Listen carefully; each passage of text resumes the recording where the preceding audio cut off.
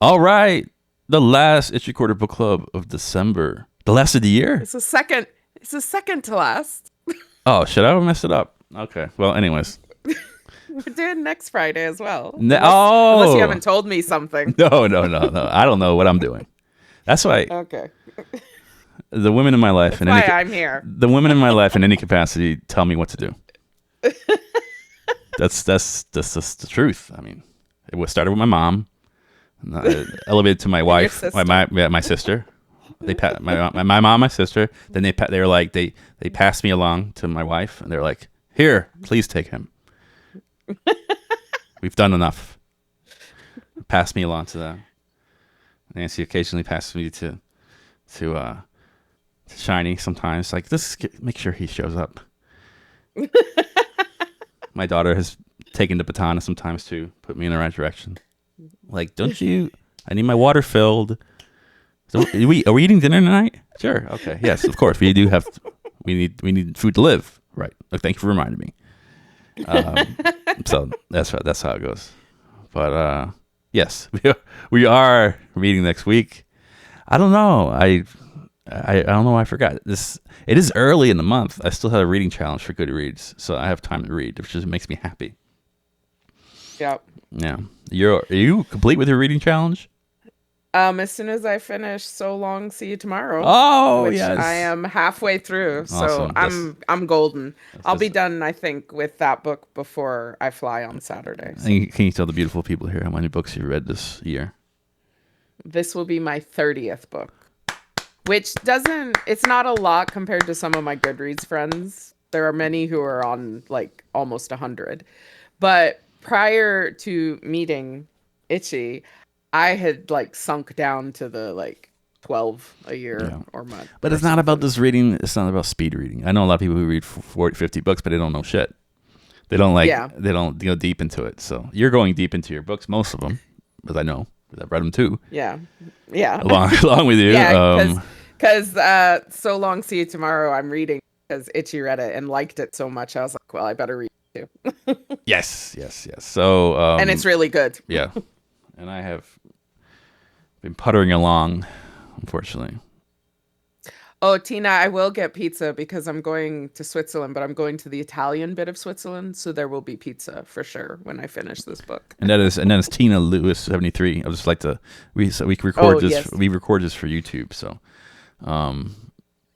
and she says you owe her pizza. Yes, I will owe her pizza, but I don't. If I gave her pizza from here, it wouldn't be as good as it wouldn't be very good unless I'm in New York. It's because in Political Violence's stream, we were talking about Book It because many of us are of the same age, and we remember when you used to get pizza for reading books. Oh, at Pizza Hut. Okay. Was that like a regional thing? Because it's weird. I haven't thought about that in years, but I think we had a different version of that up north. Oh, I don't know. Well, no, because I would have been in Chicago when I was doing Book It. Okay, yeah, that sounds really familiar. I thought it was just wherever Pizza Hut was, but you get a free personal pan pizza once a month I think it was once a month if you read a certain number of books every month. They should do Book It at the freaking head shop. You read 20 books, you get a dime for an ounce of medical marijuana. I don't know anything. You know how many the libraries would be packed, you're talking baby. nonsense to me. Bartender will be hopping. It would be. I gotta read like 10 more, man. I'm almost there. I love it. It's amazing. It's like a new world. But yeah, I usually read a lot. I used to average about 30, 40, and then life happens. But I always make time for reading. Plus, we read a lot of short stories here, which is I think I don't put all those up. It's another couple of books. I don't put that here unless it's a whole anthology I read, which is rare. But anyway, glad everyone's here. If you're new, yes, it's your Quarter Book Club. Two friends talking close reading short stories. We usually have a short story to begin with. We end with a longer one, but they're both relatively short. They keep getting longer It used to be like the short is Although like in one page, but this actually, yeah, this one, this this one's quite short. yeah, It's a 3-minute read according to the website. yeah, Which it's a really good website that this one is linked from yeah. on the Discord. It filters, yeah, it filters the length of time it would take you to read it. So there's a couple. Mm-hmm. I'm probably going to use it for trying to pick up some of the shorts if they work for us. We tend to pick stories that are not so clear cut. Not that O. Henry is off the list, but I find that sometimes stories wrap up too neatly. I like the stories that have allusions and subtleties and could offer different interpretations, things like that. So that's the kind of stories we usually have here. Some people think that's challenging, but we try to make it. We will tell the story as we're reading it, and we'll analyze it simultaneously. So, so even if you didn't read it, you can still enjoy it. So, anyways, Yeah. that being said, Let's learn about Grace Paley. Grace Paley. Yeah, the first for our short. So tell us about Grace Paley. Well, Grace Paley was born on December 11, 1922. And Wow. In the Bronx. She had Jewish parents. They were originally from the Ukraine and were socialists, which is just, I think that would have been quite an unusual time to be a socialist because, you know, it probably could have been considered quite dangerous at the time in America. The family spoke Red Scare? Russian. Red Scare type stuff? Yeah, I think it was before that. Oh, slightly, okay. But, okay.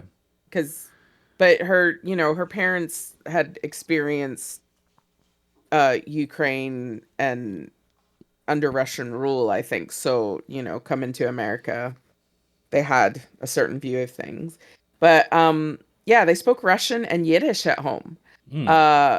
Her father, actually, they only started speaking English at home after her father learned English from reading Dickens, of all things. Wow. Grace was much younger than her two siblings. There was 16 and 14 years between her and her older sister and brother. And her parents were middle-aged when they had her. So she was, the very much the baby of the family. She dropped out of school when she was 16, but she did go to a year of college. But she ended up getting married to a cameraman / cinematographer when she was 19. They ended up having 2 children, Nora and Danny, and so they did end up getting divorced, her and the cinematographer. And she claimed that writing was only a sometimes occupation because she was mostly spending her time raising her kids. So she was at like playgrounds and school functions, and that's what she saw as her career, was raising her children. But her writing is characterized as dealing with the day-to-day tragedies and triumphs of mostly Jewish women. So it's very, down to earth. It's not big dramatic things. It's just life. Yeah. But I really like that. Yeah. About the story we read as well. An ounce of realism in there. Small. It said her sharp dialogue is marked by the rhythm of Yiddish. So even though it's written in English, it kind of holds this rhythm to it that came from her growing up speaking Yiddish. I found out as well that she was a pacifist and highly into her activism. She championed the cause of feminism and in particular abortion, which, she did protests and stuff like that. And she died at the age of 84 Wow, that's a long life. She'd had a good life. She did remarry, I think, as well. So, she had a good life, I think. And yeah, she wrote quite a lot, actually. Cool. And I like that. I like her leaning towards those smaller. I feel like it's almost condescending to say I'll do these smaller things in life or like these, but I feel like that like especially with the story, you have a very almost a casual conversation with an underlying like sub narrative that says so much. Um, and it's like I think in life that you could, especially if you're people, if you're intimate, you married or divorced, and you have a situation that could occur that it means much more. It has such a context. It could be something very simple, but because you have a history with somebody, the facts are weighted. There's an emotional heaviness. Like not the facts are weighted, but there's emotional heaviness to the words that hit differently because you have a history with someone. And so I think this story in itself right here speaks to that. So I would like to go into that. If you could set the scene here, where are we? Yeah. So it starts with a woman. She's sitting on the steps of a new library. So it's obviously a library that's just been recently built. Or it's new to her, maybe. Doesn't really say. But she sees her ex-husband as she's sitting there. And she greets him by saying, "Hello, my life." Because they'd been married for 27 years. So, he was a big chunk of her life. But Yeah. he did not like that. He didn't like it. I already like that passive aggressive. Like, I don't think it was. I think it's more. I didn't think it was passive aggression. It's like, hey, hello, my life. Like, now I'm seeing you in a different capacity. I think it's just how she saw him. That 27 years is a long time. It is. It is. If she's a middle-aged woman, that could be over half her life. So, she was just saying how she. Yeah. Go ahead. And on the formative years of child rearing, Yeah. So that has more associations. Yeah. But he doesn't like that. He says it was no life of his. She doesn't argue with him. It's not really worth it to her. There's no disagreement. They obviously parted ways, so, But she goes into the library because she has some books that have been checked out for a very long time. Very long time. It's an understatement. 18 years. Yeah, 18 years that she's had these books. Yeah. Which I think is quite. It speaks to her personality and what she values in life. We should find more about that as we go on. Yeah, but she pays. She owes $32. $32 in late fees on these books, which probably I think it suggests that there may be a couple of books, maybe 3. She could have bought the books for that cost. Yeah. But she's had these books, but she says she doesn't really understand how time passes. It just does. And she thought about the books and how she should return them, and the library is very close to her house, only 2 blocks away, but she just never did it. No. Her ex-husband follows her in though, Yeah. And has a conversation with the librarian like in front of her, like kind of like almost like reprimanding her without reprimanding her. Like, oh, look at Mrs. Latefee over here. Yeah. And then he says that he attributes the disillusion. That like he looks back over their life and he attributes the fact that their marriage fell apart because she never invited the Bertrams to dinner. Yeah. So it's like this very this fact that's sounds like there's some what do you say, vindictive kind of statement. But it's also like it seems like such an unimportant thing. Yeah, inviting one family to dinner. Yeah. But she doesn't argue. Again, she says that's possible. But like there were so many things that played into them not inviting the Bertrams to dinner. Her father was sick on a Friday, then the children were born, then there was Tuesday night meetings, then the war began. Yeah.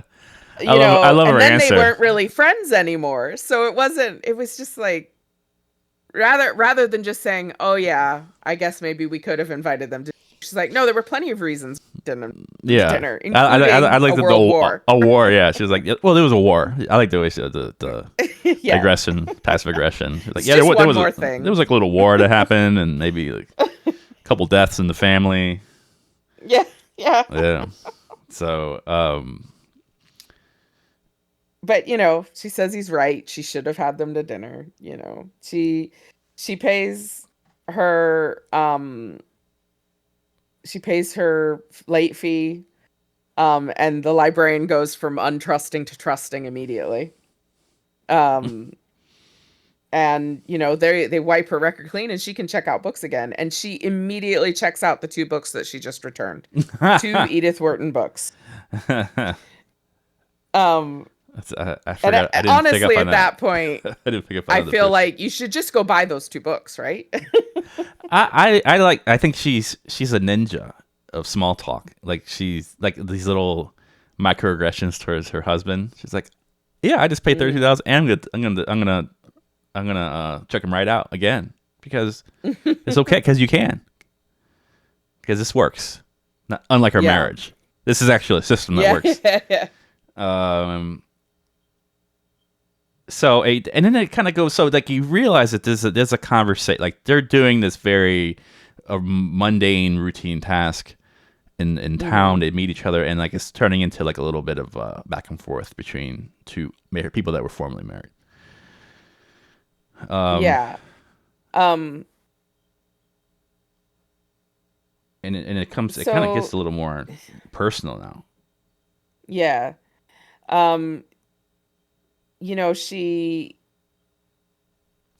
They talk about breakfast. The husband said, I do remember, a nice thing I do remember is breakfast. When they were married, breakfast was nice. And she's surprised by this because they only ever had coffee. But then there's this weird, this is odd to me, but she says there was a hole in the back of the kitchen closet which opened into the apartment next door. So they got all the smells of breakfast from next door. To me, now that I look at it, I feel like that when I read that, it was a slide against her for not cooking. Yeah, he was like, "Oh, it was so nice, bro. We just had coffee. It would have been nice if we at least we could smell the bacon from next door because we weren't cooking here, so at least we had that." So I feel like it's a little slap in the face, backwards compliment, or a backwards nice thing to say. So he's still like smart missiles. Yeah, he's still smart missiles at her. But she's like, well, that was when we were poor, and he says, but when were we ever rich? So you start to see this this difference between the 2 of them, right? She's content with the life that she has, with having these 2 library books for 30 or for 20 years or whatever. And he wants more. Just with that statement, when were we ever rich? Yeah. Just shows me that he wanted to be rich. He wanted more. Instead of like enjoying what you have, being present in your in the moments, he's the kind of guy that's sitting there and looking like, how can we double our investment next year? What can we do? Can we if we save here, that means we could afford to buy this car so we could look cool in front of our neighbor that hates us anyway. That kind of guy. He's just I don't know, just someone who is just keeping up with the Joneses, keeping up in life. Just doesn't really have someone who puts meaning in life based on possessions and where you should be. Yeah. And so that's you're right. That little statement right there. That was when we were poor, when we were ever rich, and maybe it shows you right there. Like she felt at that, maybe at that point they were poor, but she felt like, I mean, that wasn't the whole relationship. They were together for 20-something years. So at one point she felt like, oh, we have everything, and he didn't. So I mean, at the core of the story, she felt like she had everything. He didn't. He wanted more. Yeah. I think as well, what stood out to me there is he could have answered that in a very different way. She could have said that was when we were poor, and he could have said we didn't have money, but we had something better. Like that. That could have been a way to say it that wasn't negative. But this guy doesn't do that. No, it's like this is two different mentalities. You have someone that who just is not settled, just wants more for whatever reason. I don't know, personal fulfillment. That we don't know what his angle is. But as the story goes on, we begin to find out. And she, their responsibilities increased as time went on, but she didn't think that they were in need of anything. They had what they needed. The children went to summer camp for 4 weeks a year, which is very expensive. Yeah. That was always when I was a kid, because I went to summer camp, but it was just for a week. But there were kids that were there the whole summer, but those were the rich kids. Camp was expensive. If you could afford to be there for 6 weeks or whatever in the summer, then you must have had money. So the fact that they sent their kids 4 weeks a year to summer camp, that means to me that they had and this is in the city too, right? Enough. Yeah. No, I get it. Like there's certain kinds. I went to the camp that was like on the bottom of the barrel, like the state funded camp, the state assisted camp. But anyways, so like we, but I like this little portion of the dialogue here. This shows like our place was warm in the winter and we had nice red pillows and things like that. Like why want more? And then his response to that was, I wanted a sailboat. But you didn't want anything. But you didn't want anything. Which kind of, that really says a lot. That line kind of stung me, actually. Yeah. And I was interested to hear your response because I mean, being a divorced, someone who has dealt with divorce in the past, like it's like those are the kind of conversations. Those are the end, those are the conversations when the marriage is already over that you have that that come out. Yeah. Because it absolutely, I mean, my ex-husband did not want a sailboat, but my ex-husband had certain things that he wanted in life, and he didn't think that I had any like aspirations. And in a way he was right, because I had moved so much as a kid. Then I moved country. I was like ready to be settled and just have life be not easy, but a constant, like something, a constant. And I was happy with having what I needed. And being able to do the small things that I wanted to travel, but I didn't want to like take 6 months of the year to go traveling and not have to work. I just wanted to be able to take, reasonable holidays. I wanted to never be worried that we didn't have enough food or heating or whatever, and be able to buy a shit ton of books. Cause let's face it, I have an addiction to books, but, but I didn't want a lot. I really didn't. But he wanted more. He wanted something. So there's something about this mentality. I understood this line. Yeah. You have this, it's almost like you're being reprimanded for appreciating, which is, I feel like appreciation is a virtue, right? Should be. Well, and I think I said this to you when we were talking about doing this story. I think that when you have this like, not that ambition is bad, I'm not saying that, but when you have this like hole that you can't fill, that you just keep wanting more and more and more to put in it, like this guy wanted a sailboat, but do you think the sailboat would make him happy? No, probably not. Probably not. Maybe for a minute, but he just wants the sailboat because there's something unhappy about his life and he Yeah. doesn't know how to fix it. Maybe, So maybe yeah. a sailboat will help. Maybe at his job, he sees somebody, and I feel like people do that sometimes a lot. They, to confidence is, at the core of confidence is self-love, and it's not like self-love in a narcissistic way. It's just like self-acceptance and self-love. I would just say self-acceptance more so. And with self-acceptance comes self-love. So if you feel that, the people who don't have that, they don't really understand that concept, so they look outward. So, for instance, this person over here, he works for somebody who has a sailboat, and he's like, well, this person is always smiling, and this person seems to live life vicariously, or not live life vicariously, but like live life in a way that seems that they are together, and they have an air about them that seems settled, and I want that. So instead of like looking inward, they go, I need a damn sailboat. That's what it is. That's what's missing. I need a sailboat. And then once I get that sailboat, I'm gonna cosplay with that guy or that person. I'm gonna like pretend I'm him or her because I'll have that possession, and it works for maybe it's a temporary fix, and then like after a while, like reality sets in, and it's like, no, it wasn't. It's not. You just don't like yourself. Or you're not accepting yourself. So I don't care what the hell. I don't care what you get the Titanic in there. You are not happy with yourself. So it doesn't matter what you buy is going to make that better.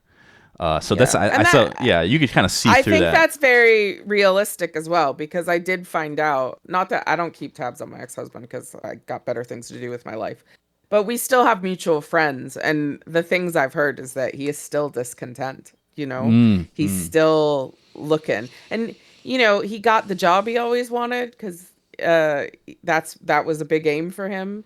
He should be happy, but he's not. That's the thing. I just know people who you'll see them. They'll find a personality that they prefer. They latch onto a personality that's not their own, and they'll do it because they see someone happy. But to be really happy, you have to accept yourself with all the ugliness and miscomings.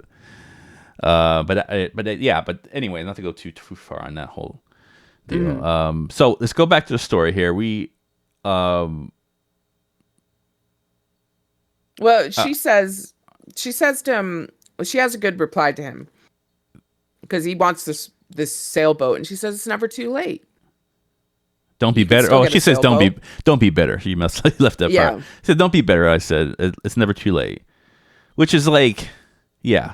She's like, don't blame the dissolution of our marriage, and say our marriage could have been better if I had, if we would have been richer if you had a sailboat. And then he gets even more irritated. No, he actually. That's the thing. When he replies with bitterness in his voice. And he tells her, he's like, I have this. I may get a sailboat. As a matter of fact, I have money down on the 18-foot rigger. I'm doing well this year and can look forward to better. But as for you, it's too late. You always want nothing, which is like, wow. I don't see that as, like, he says it like it's a bad thing, but I don't see it as a bad thing.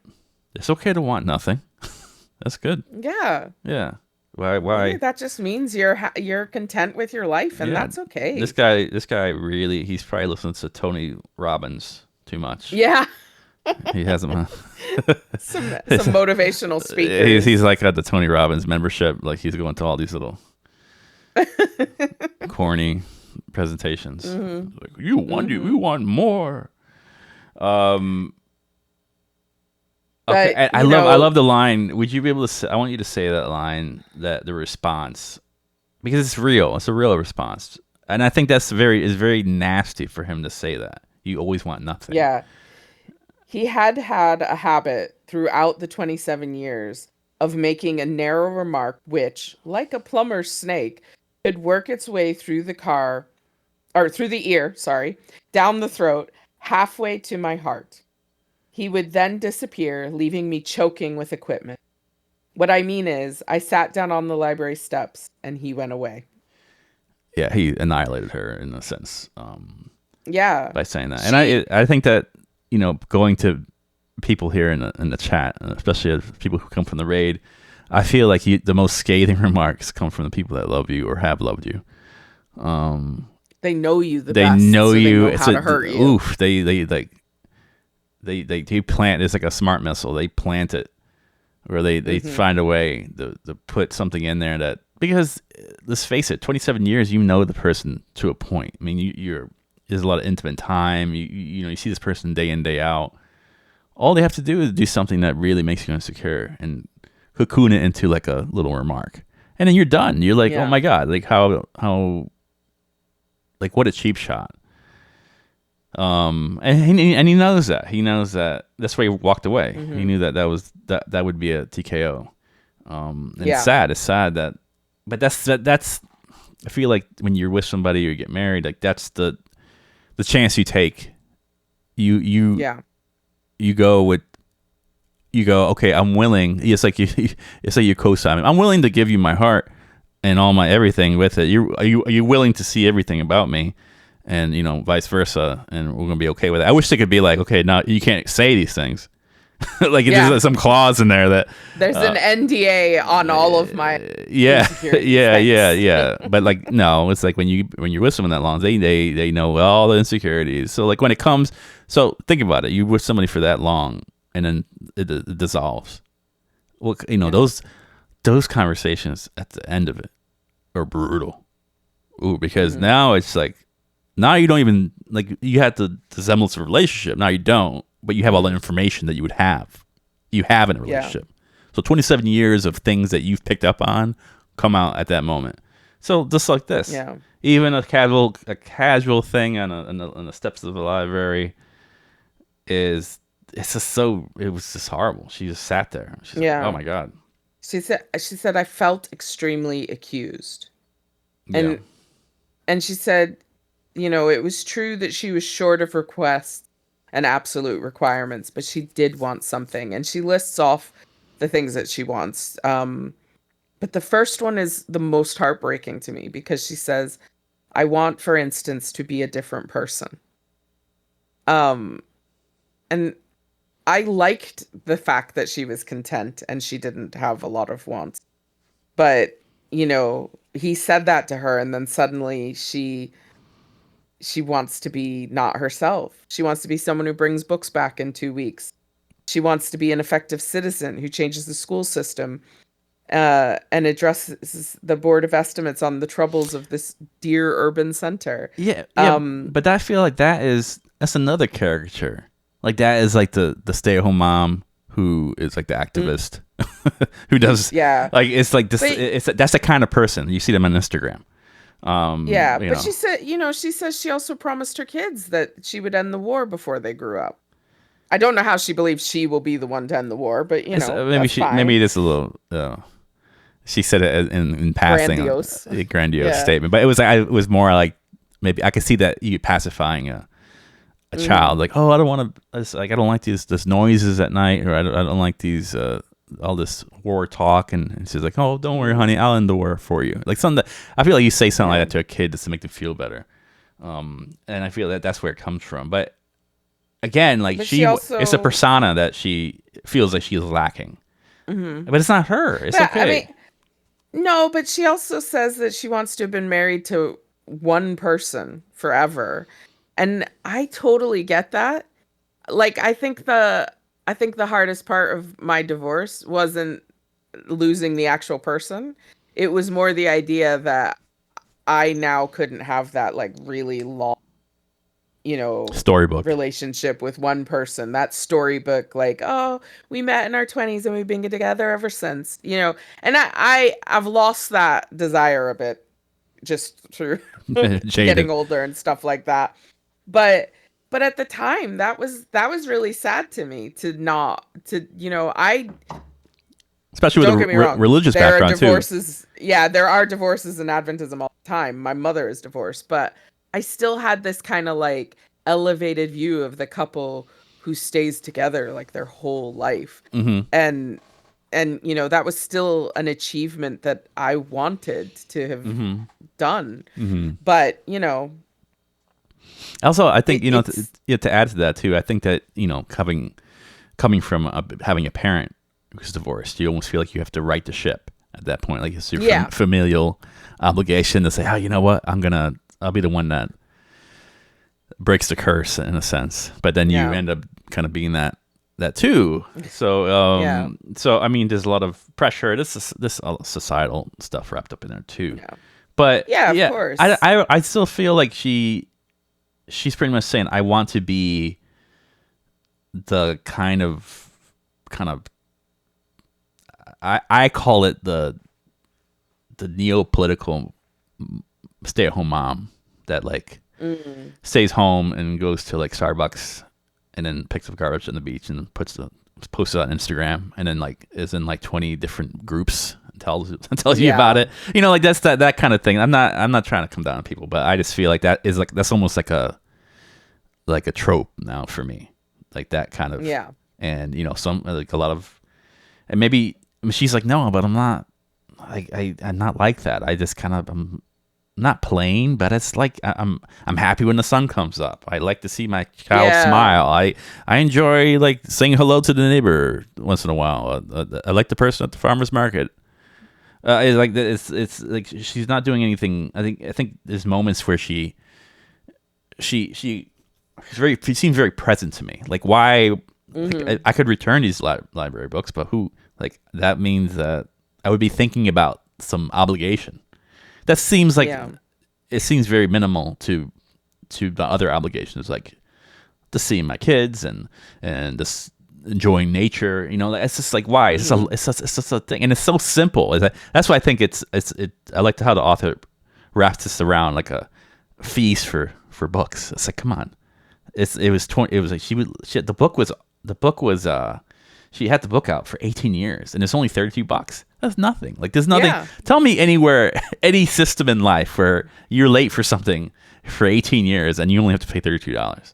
Imagine being late for a car. You went late for a car payment for 2 months and they take it away. You wouldn't have a car anymore. You wouldn't have a car anymore. So it's like, it's like if someone doesn't return a book, it's okay. It's not the end of the world. But for some people, especially like your husband, ex-husband, it's like, oh, well, if you don't do this, then it doesn't really, it's like, doesn't show your initiative. And if you don't do things, you should have returned it a week early because it shows that you're motivated. I was like, get out of here, Tony Robbins. Okay.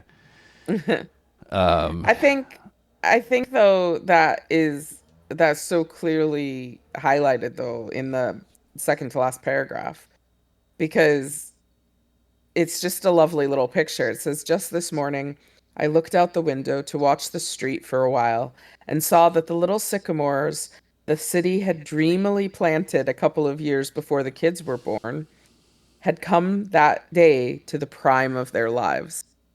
So she looked out the window and she realized that all these little trees that had been planted were full grown, big old sycamores. And like, she just noticed that. Yeah, I think that's lovely. Well, I think it works in two ways. Like she did take the time out. Instead of worrying about other things, she noticed that. Like if your mind is filled with other non-essential, maybe societal type of wants and stuff like that. Oh, I don't have this, I don't have that. You may walk past it every day and not notice it, but she, like today, it was almost saying like I accept myself. Like some people wouldn't see this, but I do. But also I feel like it's a little bit slide on her husband too. Not that she did it intentionally, but she, seeing these, I think people who are unsettled in life and they want more, are the people who like almost it's the same people who like watch a pot of boiling water. They're washing and they're washing. It's never work. It's not fast enough. It's not this enough. And instead of like just doing something else or like me doing something else and the shit boils over. It's like that to me is indicative of his life. Like he's just looking at what's around him. Like he would be looking at a boiling pot of water. It's not boiling fast enough. He's almost like looking at his possessions. He's like, this house is not big enough. my car is not nice enough. We need things. We need jet skis. We need boats. We need this. My job is I'm not getting the same. I need to get more money. It's like this guy would never notice those small things in life because he's just constantly trying to compare himself. He's focused on the wrong things. So like I feel like that line right there is like her. It's like accepting. Like, well, okay. Like it's not. I don't think she. I think she just glanced over at it and was like, this is part of me and I accept that," which is I think a far cry from what he can do. So, and then the last thing is, well, I decided to bring those 2 books back to the library, which proves that when a person or an event comes along to jolt or praise me, I can take some appropriate action, although I am better known for my hospitable remarks. What did you feel about that line? Did you see like I can make a change if I want to, but am I doing it for myself? She's still kind of. Yeah, I guess the way I interpreted that was that she said, I can do things to be like what people think I should be, but I'm better at just being me. Yeah. So we were even debating about reading this, but we can't even get through these commercials without laughing. So like we were thinking I was gonna like do the ex-husband's part, and she was gonna do Fanny was gonna do that part, but that's how short it was. So I mean, a lot of stuff within this short. I love that. It's so like a story that could, on a sub level, speak volumes. I'm sure. Well, yeah, because there's what we read on the page, but then there's so much more to think about both of these people and who they are. He wants a sailboat, but what does that say about his character? What does that say, about the difference between the two of them? There is so much more to it. His responses, yeah. I feel like it's like at that point she's like, "Damn, I'm happy," and like her mate. Like she's like, "Oh well, this is." Sometimes you meet with someone who had a problem with, or had a problem with the past, and then you spend some time with them. You go, "Oh, that's why I didn't like you." Yeah. And this is one of those things. That has happened to me. Yeah, because I mean, you're there alone. You see someone in your life. Maybe there's something. There's like a little. It's like I can't. There's a little something there still. Maybe. Maybe a glimmer of hope. I don't think it was for her, but maybe he's attractive. Maybe she still thinks like, I spent 27 years with this person. He's still attractive to me. But or then he has to open his mouth. It could just be, that he was her first husband and she did want that being with someone for her whole life. Yeah, it's like that's a large chunk of memories. I mean, I don't know how you really have to try hard to extinguish that. Yeah, and I can't imagine they were all bad, and especially not for her and the way she views the world. She probably quite enjoyed a lot of those 27 years, Yeah. So yeah, it's like no, it's crazy. Like I think after that many years, you can't say refer to someone as life. Oh, hello, life. How are you? Yeah. Maybe if I go back to my town I grew up in, I go, hello, life. Once, life from a long time ago. Go to spend a lot of time in college. Like, hello, life from 30, from 30 to 38, or so. It's cool that she.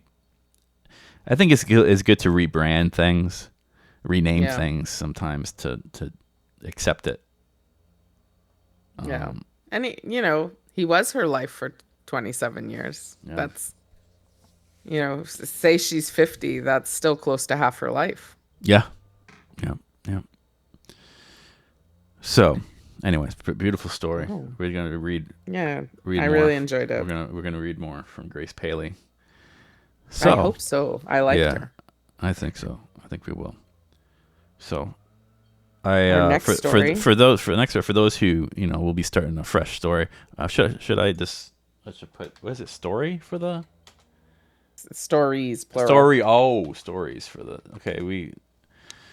Our next will be The Horse Child by Richard Russo, Mm-hmm. and we're gonna be for those who came in the middle of that. Hopefully, you'll see. We can be able to talk about this. Even if you didn't read the story, we discuss it. We go walk through it like we're there, Yeah. and then we analyze it as we're going. So for those who came in for the raid, thank you, and maybe this will be you can see this from the inception.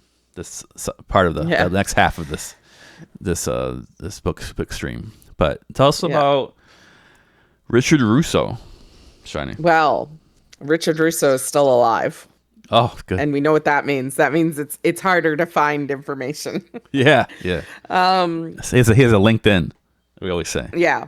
If he has a LinkedIn, I probably can't find a lot about him because he's still probably quite private. But Richard Russo was born in Johnstown, New York in 1949. He is very well educated. He has a doctorate of philosophy, as well as an MFA and a bachelor's degree. He worked as a professor at the Southern Illinois University and then at Colby College. He won a Pulitzer Prize for his novel Empire Falls. Mm-hmm. And he is very lucky to have retired at the age of 47 so he could focus on his writing career. So he doesn't teach anymore, apart from he might do the odd class now and then, I don't know. But his work is mostly semi-autobiographical. He's written 10 novels, a collection of short stories, and a memoir. He also co-wrote, the film Twilight, which I think starred Paul Newman. Yep. As well, he wrote 2 screenplays for the films Ice Harvest and Keeping Mum. And his novel Straight Man was adapted for television to Lucky Hank, which I've heard of. I haven't watched it. But he lives in Portland, Maine, and spends the winters in Boston, because I get the impression that Portland, Maine is really cold. Yes. So, yeah. I do think he's married and they have 2 kids. But they'll be adult children now. But yeah, that's Richard Russo. Yeah, so from what I know, like he's very similar to a lot of the authors that we focus on in this stream, especially like Raymond Carver and stuff like that, because he talks about small blue collar America. That's the small epiphanies, hidden, the silent epiphanies that go. Happen throughout life, nothing too grandiose, but there's things that speak a lot. And that was, I think, that was the center of one of his most famous novel, Empire Falls, which was adapted into a miniseries on HBO. Yeah, so that's like, I feel like that's his lane.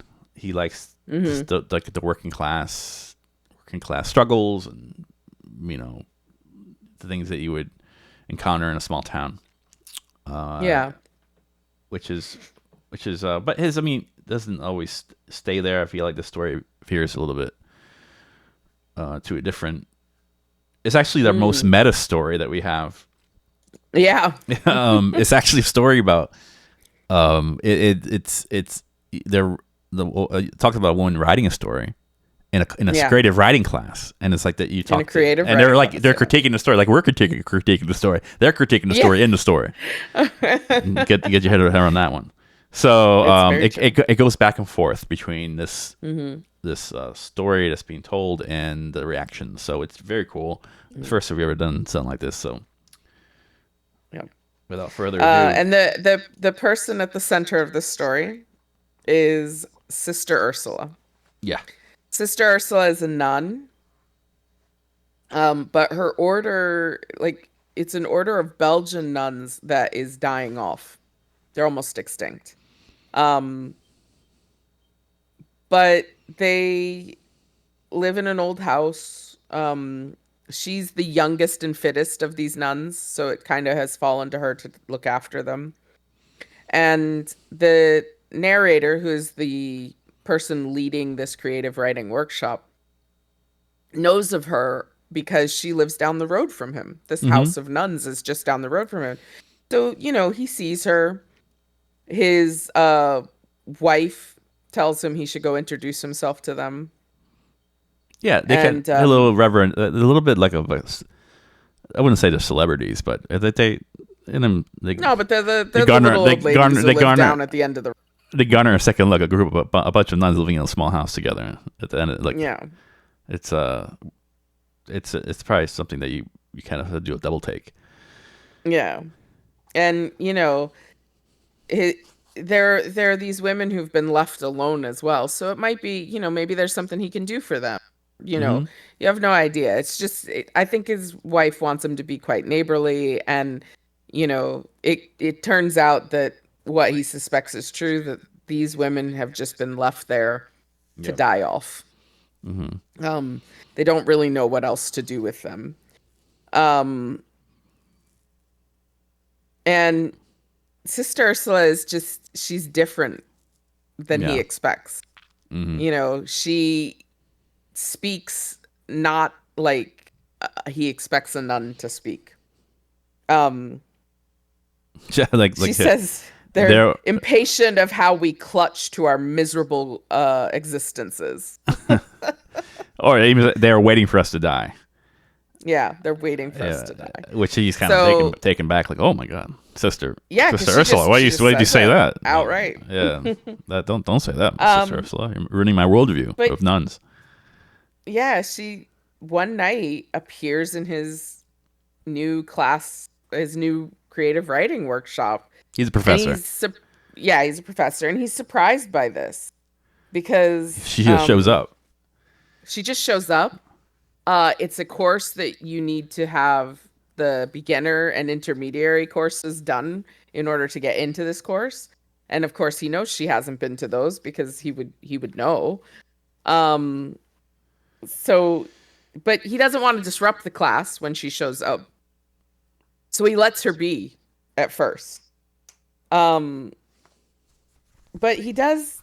I love the way he described her. Because he says that it's normally his policy not to allow unregistered students to stay in the class because it's a class that's highly subscribed. So there's a lot of prereqs. People who try to get into it. Yeah. And they've been through the prerequisites in order to come to this class. But he says, sometimes an occasional football player tries to take the class because they need it for some reason, for whatever reason. And, he says he always gets rid of them.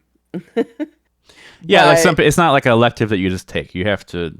Yeah, it's like, and some people might think, oh, let's take this class. It's easy, it's right, and then they'll try to do that. And he's like, no, this is an advanced class. You just can't openly go in there. But Sister Ursula can. But she just came in and sat down, and this is the description I love. Sister Ursula herself was nearly as big as a linebacker, yet more persuasive than this was her body language, which suggested that once settled, she was not used to moving, and since she was clearly settled, I let her stay. It's almost a long way to say I was a little intimidated by her. Yeah, that's how I read it. He's like, ooh, I don't want to tell her to go. No, I might end up on my ass. But he does, after the class, talk to her and say that it was an advanced fiction workshop, and she had admitted that she never even tried to write before. And he said that his mistake was in not leaving the matter there. Instead, he went on, "This is a storytelling class, sister. We are all liars here. The whole purpose of our enterprise is to become skilled in making things up, of substituting our own truth for the truth. In this class, we actually prefer a well-told lie." And she just says, "Never you mind." My whole life has been a lie. Yeah, like kind of his answer. I feel like his answer is a little bit a low blow on religion. Right? Like, Mm. he's like, well, obviously you're part of an enterprise that tells lies in ways. Yeah. So, we are, maybe by saying that, I'm kind of exposing you and maybe you'll like run away kind of thing. Yeah. Or it could be like, you're a nun, you can't lie. You can't So lie. Exactly. It's one of we the commandments. yeah, Thou we shalt yeah, not yeah, bear yeah. false I witness. feel like it was more the latter. Like, we praise liars here. So I don't know if he would be something like that. And she's surprised. She's like, oh no, this is great, good. Yeah. Lions my whole life, so that's fine. Um, and then so at that point we switch to her story. Although again, it's him telling us about her story. Hmm. And it's the first line of her story is, "In the convent, I was known as the whore's child." And he loves this opening. Like he writes when he's grading it, nice opening. Hmm. And it is a pretty good opening. It is. If I got a story with that opening, I'd be like, all right, I'm here for it. What's going on? Yeah. So it leaves a lot of room for like question. Like, what is that? Yeah. But this first section of her writing is all about how poorly she was treated. She was given shoes that were too small, so her feet bled, and now she continues to walk with a limp even as an older woman because of this, abuse that happened to her as a child. Um, Everyone knew that she was the daughter of a prostitute, so they treated her like she was unclean just for that fact. Hmm. Um, and so there are other kids at this convent, at this boarding school, who come from wealthy families that pay for them to be there. They're all treated much better. Hmm. She's a charity case, and worse than that, she's a prostitute's child. Yeah. So, the nuns treat her poorly, the other children treat her poorly. She just doesn't have a good time of it. I feel like also But that's a double. Just not to interrupt you, but like that's a no, no, of course. double mark on her too, because you're like, you get a lot of crap for being somewhere, as if you go into a prestigious place and you get in because there's people who pay money Well, to get in because there, you're charity. and then your Yeah. charity, you're getting labeled for that. On top Yeah, of for that, sure. she's getting labeled for also being a child of a prostitute. So those are two things. She gets two Hmm. strikes. She's going in there with two strikes. So I can imagine the kind of pushback she's getting from the other kids and the other people who are in charge. Yeah. Yeah, absolutely. Um, she seems like a kind of practical kid though. She looks at a kid who's younger than her with smaller feet who has shoes that are too big, and she's like, "Well, maybe I could swap my shoes with this other girl." But the nuns won't allow it because they're like, "Well, no, you've bloodied those shoes because they were so tight that they caused her sores on her feet. You've bloodied those shoes, and it's not fair for a good, upstanding child to have to wear something that's stained by your blood." Ugh. Um, which is just like, and also that other girl has a good mother, but also a virtuous mother, but also a father. And Yeah. this becomes a sticking point for Sister Ursula. She believes she has a father. She believes that, he's the one who dropped her off at the convent with a brand new dress that got taken off of her immediately. And some writing materials that again were taken off of her immediately. So she has this view of a father, and them telling her she doesn't have a father is confusing to her. Yeah. Yeah. Um, Also demeaning. and demeaning, yes. And Yeah. she's like, "What do you mean I don't have a dad?" You know. So she, she talks about that she is miserable. Um, and that's the end of her first story, or her first installment of her fiction writing. Um, So now the story goes more the meta yeah. form, where now people are like, it's almost like it goes into the class, right? Yeah, it goes to the class, and some of the class had been to Catholic schools. They'd been tutored by nuns, and they're kind of like, it wasn't like that for us. Mm. We had, we had great nuns who taught us well. Um, so there's a little bit of disbelief almost in Yeah. in the classmates.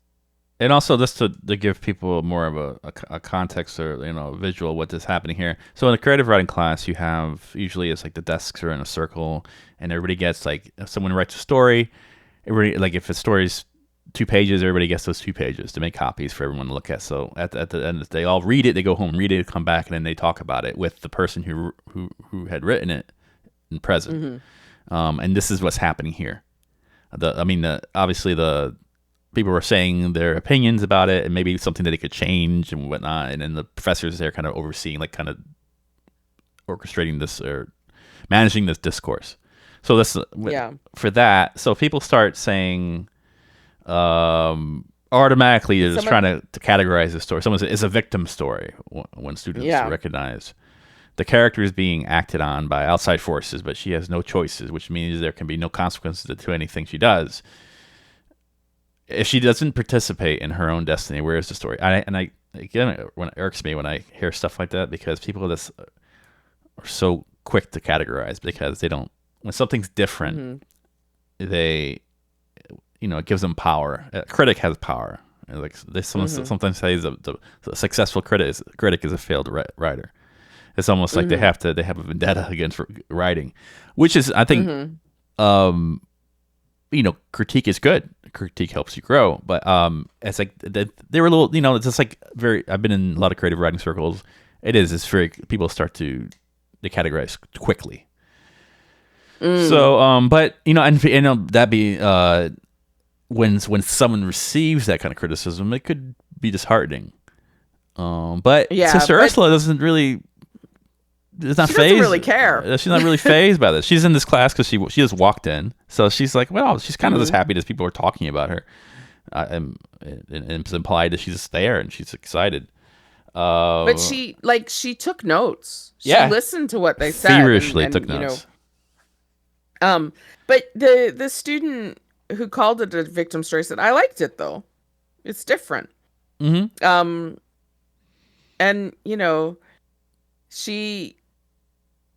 she goes to the teacher's, like Ursula goes to the professor's office after it's the next day, I think the day after, and she's been thinking about what people said about her story.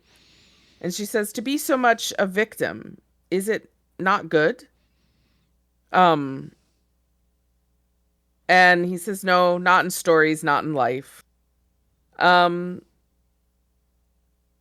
And he was about to add not in stories, not in life, until he remembered that Sister Ursula wasn't making that distinction. So he feels like this story that she wrote isn't fiction. It's more like a memoir of her life. Yeah, which is a default response to writing. A lot of times people just start writing about themselves, who may get hung up on their own facts. Well, I think well, because don't they always say, write what you know? Yeah. Well, I know me. I know me, yeah.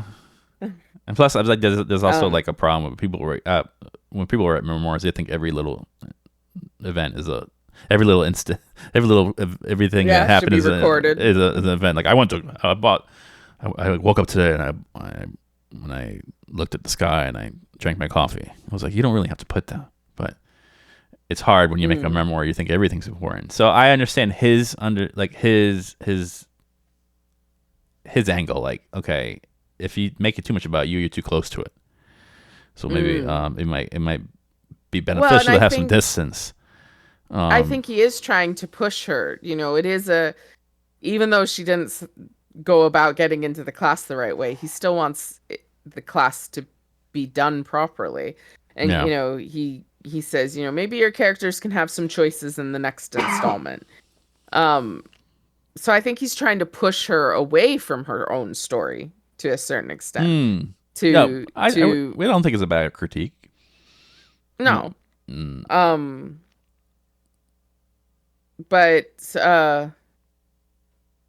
she is about to go, but she sees a picture of his family on his desk. Yeah. And she says, "Your little girl is a great beauty," like questioning this. And he says, "Yes." Um, and she says, "Sometimes I see her when I'm driving by. Sometimes I don't see her anymore." So she's recognizing that she used to see this little girl all the time, but now she's not seeing her. And he has Mm. to admit that his wife's left him and taken his daughter, so they're not in the home anymore. Well, she said it somewhat there's a degree of vagueness to it. It's like she and her mother are gone now. Mm. Um, and Well, he then says they're living in another state. he thought like the way he said it, he goes, oh, that could be taken another way, like they're dead. Yeah. But he's like, no, they're living in another state. And Sister Ursula kind of didn't say anything, just nods, and she's pretty inquisitive. She's like, she will return to the state, and Yeah. and then he goes, I hope so, sister. So Yeah. what it was a very private conversation I felt like she led. Yeah, she seems to do that though. She comes with him with whatever she's trying to mull over. In this case, it's whether being a victim is a negative or not. But she's so observant that, she sees this picture of his daughter, and like that, just seeing that picture opens the door for her to question him, because clearly at some point she noticed that the little girl isn't on the street anymore. Yeah, She's not seeing her when she used to see her regularly. I And like. Yeah, it's so she has that degree of perceptiveness, but it's also cool because it reminds you of it. It creates a dynamic where like he has to like at the beginning, like when he was in the class, he was like, "Oh, we lie here, so you're gonna be," that was a more mm, deterrent. And now he has to sit in front of a nun and not lie, which I think is funny. yeah, Like he's yeah, almost a little intimidated by the situation. Like he's not gonna tell her. He's gonna be like just because of the attire and maybe if someone has this conversation with him that wasn't a nun, he would be like, "Oh yeah, no, yeah, that's an old picture." He would have lied or something like that. yeah, I yeah, feel like because she's like a nun, he's talking to a nun that he has to kind of be upfront a little bit more. yeah, 'Cause yeah. he didn't need to say that, but No. he got it out of her. He has to kind of respect Hmm. her ability to read Yeah. into things at that point. So then it Um, returns back to the story. yeah. And her next opening line is also good because "and so I became a Catholic." So he notes that again. Nice opening. That seems to be really what he values.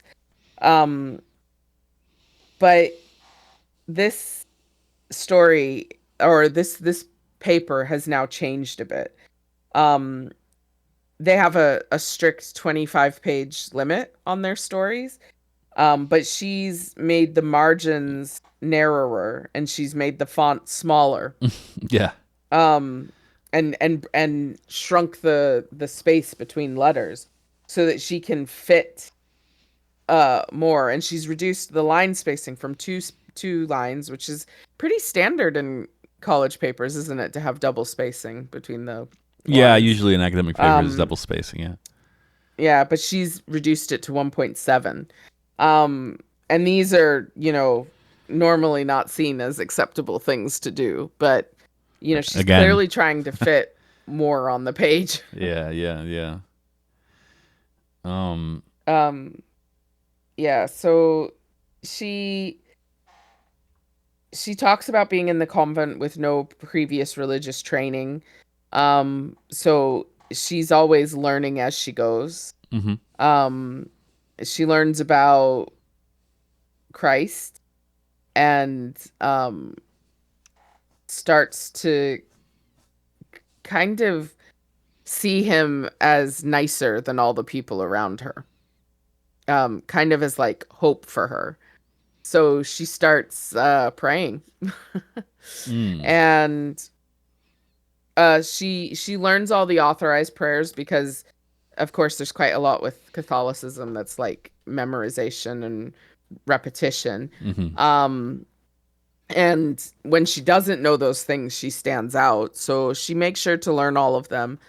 But then she starts composing some of her own prayers. Yeah. Um, A little and these shorthand. include praying that Sister Veronica, or Veronique, uh, who had suggested that she had no father and who worked in the stables, might be kicked in the head by a horse. Yeah. Um, and be paralyzed. That's all. She prayed that Sister Joseph, who used her command of the kitchens to ensure that charity children were given the poorest food in the smallest quantities, might one day slip and fall into one of her boiling vats. Yeah. So Yeah. they're not what you would call good prayers. She is wishing ill on the people who have been mean to her in some way. Mm. But Um, she feels justified too, because she sees Jesus as someone like a person with flaws, and a person also someone who's very like is not looking down at prostitutes, or not looking, and then which is an allusion to her mom. yeah, So she yeah, that's sees, correct. and so she's a little bit. She feels like this kinship with, like, I was like, there's Hmm. all the nuns and everybody hates me here, but it seems that if Jesus was here, he would like me, because he his group of people he would hang out with are people that put me in this world, Yeah, or the person who put me in this world. So, yeah, but yeah, so it's like this weird. She has like this. She dictated this relationship with Jesus. hmm She well, kind of. because she sees him as someone who took off his crown of thorns and stepped down to become the light that we need in our lives. Benevolent being. Yeah, the bringer of salvation. And she has one other prayer as well, and that prayer is that her father will come for her. Mm. She wants that desperately.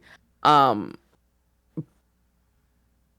but what we don't really know you know, is the view that she gives of her father accurate, Yeah, we don't know that. or is it not? So, We'll look, and later in the story that becomes a little more. But we, as of now, we know that her father is like did this, like this, left her there, but it's like his promise to come back. So I must mhm, say she wants this, like, in her mind. She was told, that when her father kind of gets everything in order, that he will eventually comes back. So he has like this kind of presence where he's like this. Even so, he's almost almost takes a Christ-like uh, yeah, position in her mind, where he's yeah, just going to come and save he her, come out the shadows. yeah, he's the savior that she's waiting for. Yeah, Um, yeah. So but yeah. she spends a lot of time praying. Hmm. Um, and she prays in this chapel because it's quiet there. There's plenty of candles to light, because some Catholics light candles as part of their prayers. Um, and she spends time there until they kick her out, essentially. But every Kick her out time of that chamber. of that, of Yeah, that yeah. chapel, not Chapel. of the order. Yeah. But while she's sitting there, there's this side door to the chapel that she kind of is placed as the throne of her father on his, princely pedestal. And he's going to come through that door someday. She knows it. He's Yeah. going to come through that door someday. That's where he's going to burst through the door and save her, and Yeah. everything will be better. Really like a melodramatic kind of vignette Hmm. coming through the door on horseback. Yeah, They're yeah. gonna rescue her from these evil nuns. Yeah. And that's But yeah. it's never him. When the door opens, No. it's almost always a nun who's coming to drag her out of the chapel. Yeah. Or this is maybe it's just somebody, Um a worker or somebody. Never her yeah. father. So she during Christmas at this convent, a lot of the kids go home because they have homes, but she always has to stay. But then one year, she gets summoned to the chamber of the Mother Superior, who tells her that it's before the other students have left for Christmas. This person says, you're gonna go, you're gonna wait for the carriage to pick you up, and then, there's someplace you have to go. Hmm. And at first she's like, this is it. My dad's waiting for me. He's gonna take me in the carriage. Hmm. But she gets the carriage and it's just a nun waiting for her. It's Sister Veronique. And she is taken to the city because the convent's not in the city. And taken to the hospital. And Mm-hmm. it turns out that her mother has died. Or Um, died that morning. Like she was kind of like on yeah, a died that morning. Like they were maybe on their way to take her so that she might say goodbye to her mother, but they don't make it. Her mother has passed away. Um, but they ask if, she should come to see the body. And the sister's like, no, definitely not. And she, Sister Ursula's like, well, I kind of want to see. Like, I kind of want to be able to say goodbye. Um, and I guess I think that Sister Ronnie kind of believed that she was doing the right thing at that yeah, point. because as we find out, right? They told her about, uh, they're worried about like the impact, psychological impact Mm, of seeing your yeah, mom. So yeah, like you said, they were doing her a favor by just maybe just being in the presence of like the place that her mom passed, and like just taking her back to the convent. yeah. Um, and you know, she's she's broken up about it, but not for the reason that maybe the nun thinks. She's upset because um the nun says, as a way of consoling her, you're going to be one of us now. Yeah, yeah. Because now, according to this nun, she's an orphan. Mm-hmm. Her mother died, so she's an orphan because she has no father. Um, but she's like, well, are we going to go meet my dad?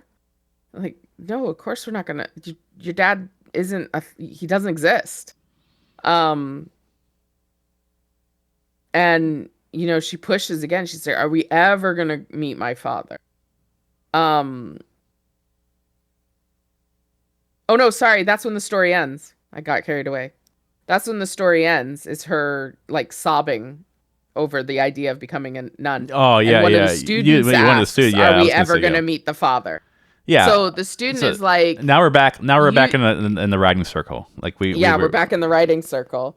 And the student asks, are we ever going to meet the father? Because he's in the story, like the Sister Ursula wants him desperately to appear, but like, We know we know he's a person. We know that he's real. It's just maybe she's just yeah, told by the nuns that he's not, but we know that he's real because we're getting like she says that he's real. yeah. And we're also getting later on we'll get some evidence that he is real. Hmm.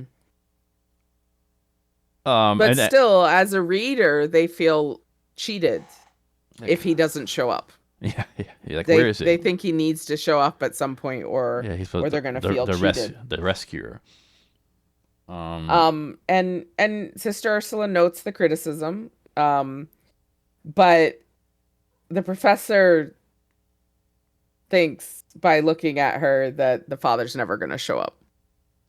He Mm-hmm. thinks that though she's noting that criticism, she's not gonna change her story just because. Yeah, that's his assumption based on the way the story's Yeah. going. And again, Sister Ursula Um, yeah, is she not fight. comes to She's not. speak to him. Yeah, after the thing. And she says, must he be in the story? Must he return? Um, And the professor says he's already in the story. Um, Yeah, and you have. Sister Ursula's like, but I never saw him after she died. And and she's like, that's the whole point of the story, is that he never appeared. That's what my story is about. Um, and so he suggests maybe she do a flashback. Hmm. Hmm. Because she'd mentioned that there was a Christmas holiday where he bought her the new dress and stuff, and she's like, so maybe you write in the flashback and um Give the reader something to latch on to. Like, okay, you yeah. mentioned this person who's going to save you, and obviously this person's real. So let's hear. We just can't. You have to introduce them somehow. So the best way to do it Hmm. is to go back in time and say a Hmm. memory. So he said, okay. Yeah. But she kind of stopped listening to him at that point, and she just says she died of syphilis. Hmm.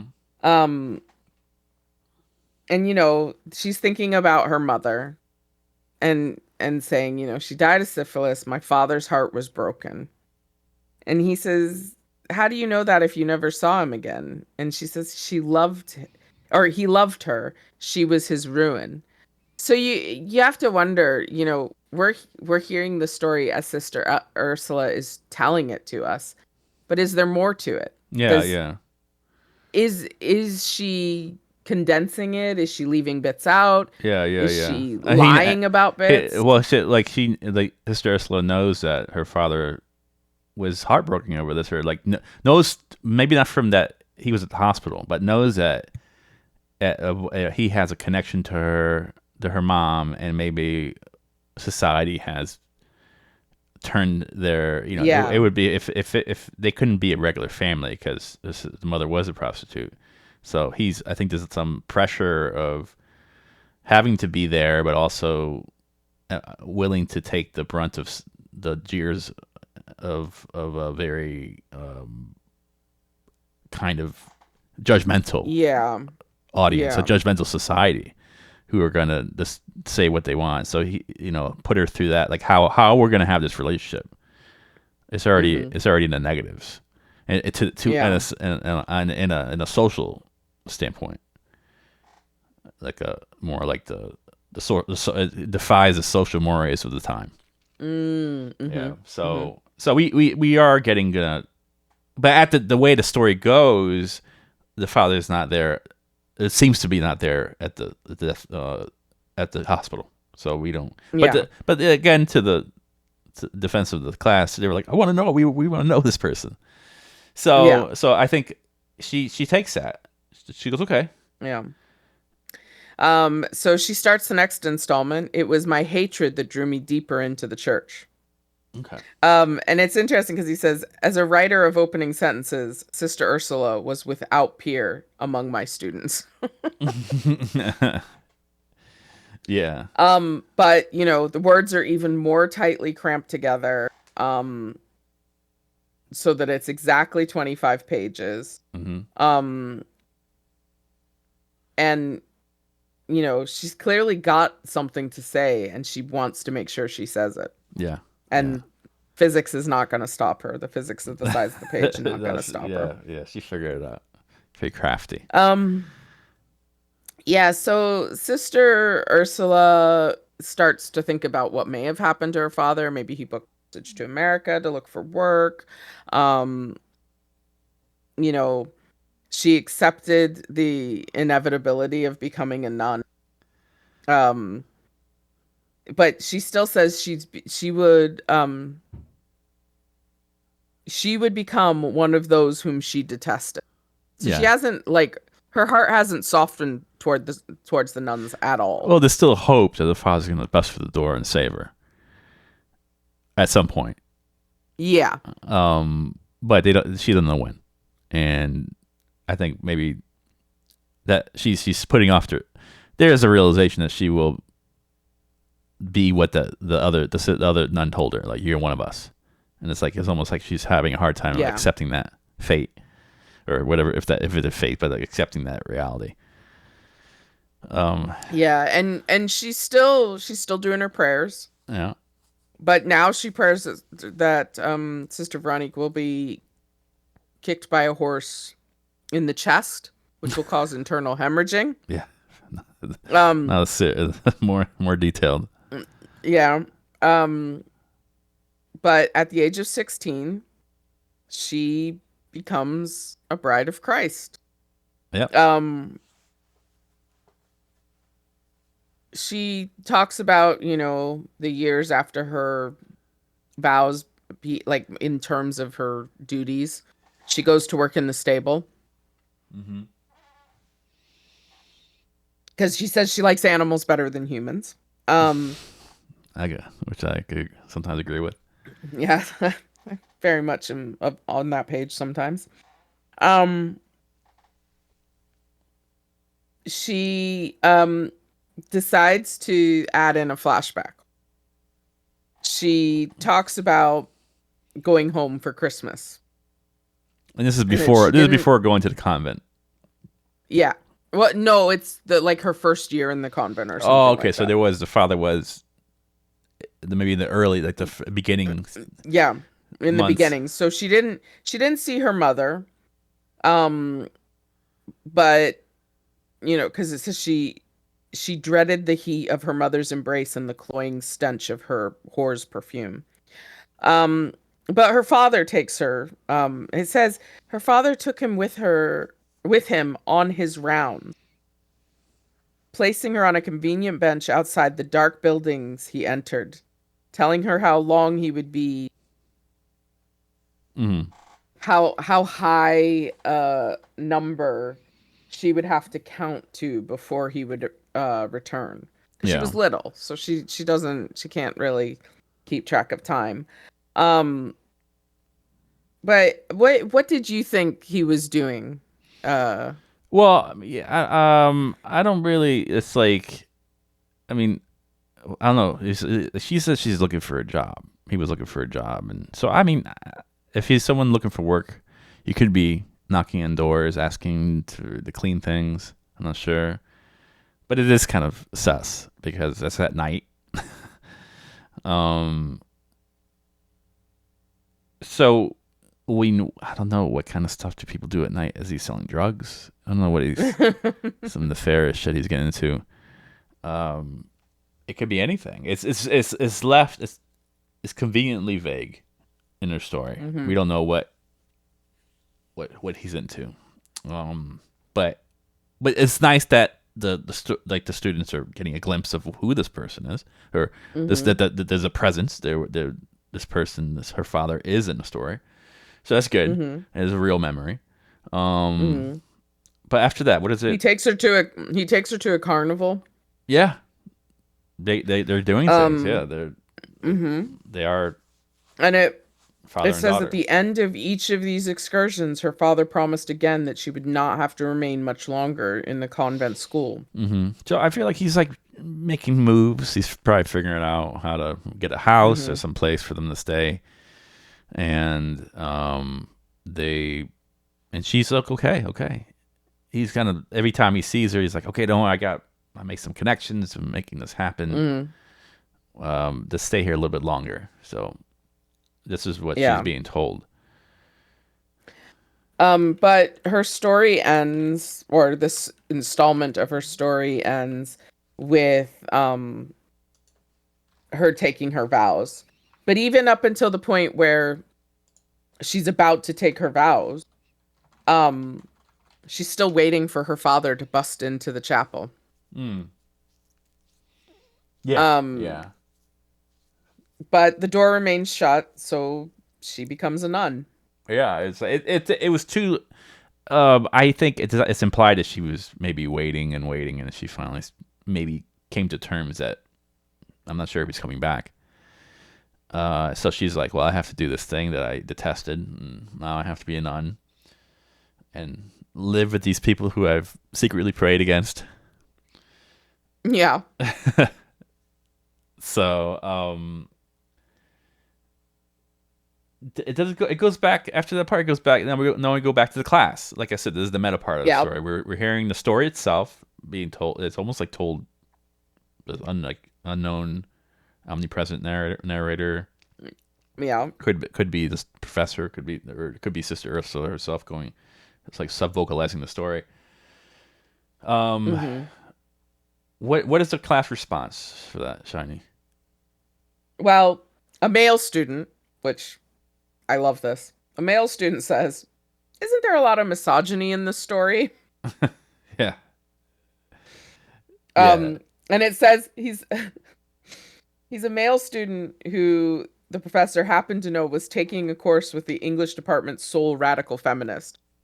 So this guy's in one of those super feminist classes. Yeah, and he's like, he's gonna stand up for women. He's on the starting line, ready to jump. Yeah, he's waiting for that. He's waiting for the gun to go off so he could virtue signal. Yeah. So, but it says, by stating this opinion in the form of a question, perhaps he was indicating that the distrust and even hatred of women evident in Sister Ursula's memoir might be okay in this instance because the author was sort of a woman. Sort of a woman. It's linebacker-ish.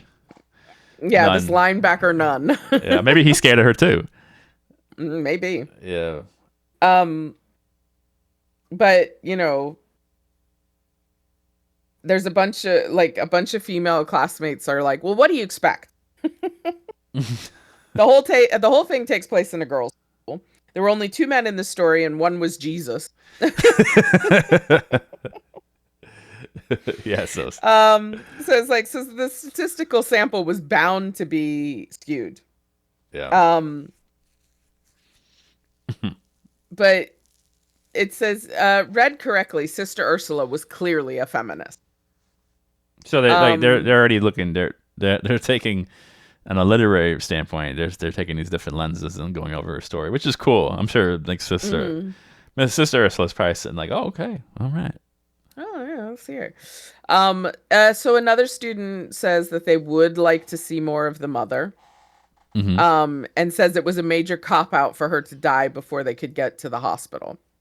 They think that was a bad move. It was almost like a cop-out would be like, so maybe the author's being lazy and not giving us anything else because maybe they didn't have any. So it was like, it's easier just to have him die off instead of having to provide dialogue. Yeah, we don't have to have a scene because, you know, she's already gone. And another student rightly questions, you wanted a deathbed scene? Wouldn't that have been melodramatic? Yeah, so it's like the first use of the comment is also kind of destroyed by it. Like yeah. But then somebody raises a good point. Well, why would you send for the daughter? You didn't want her to try and see her mother. Yeah. Or if the mother didn't ask for her. Yeah. And I feel like the nuns did that out of like, what do you call that? Perfunctory. What is or like it was expected, so they did it. Like,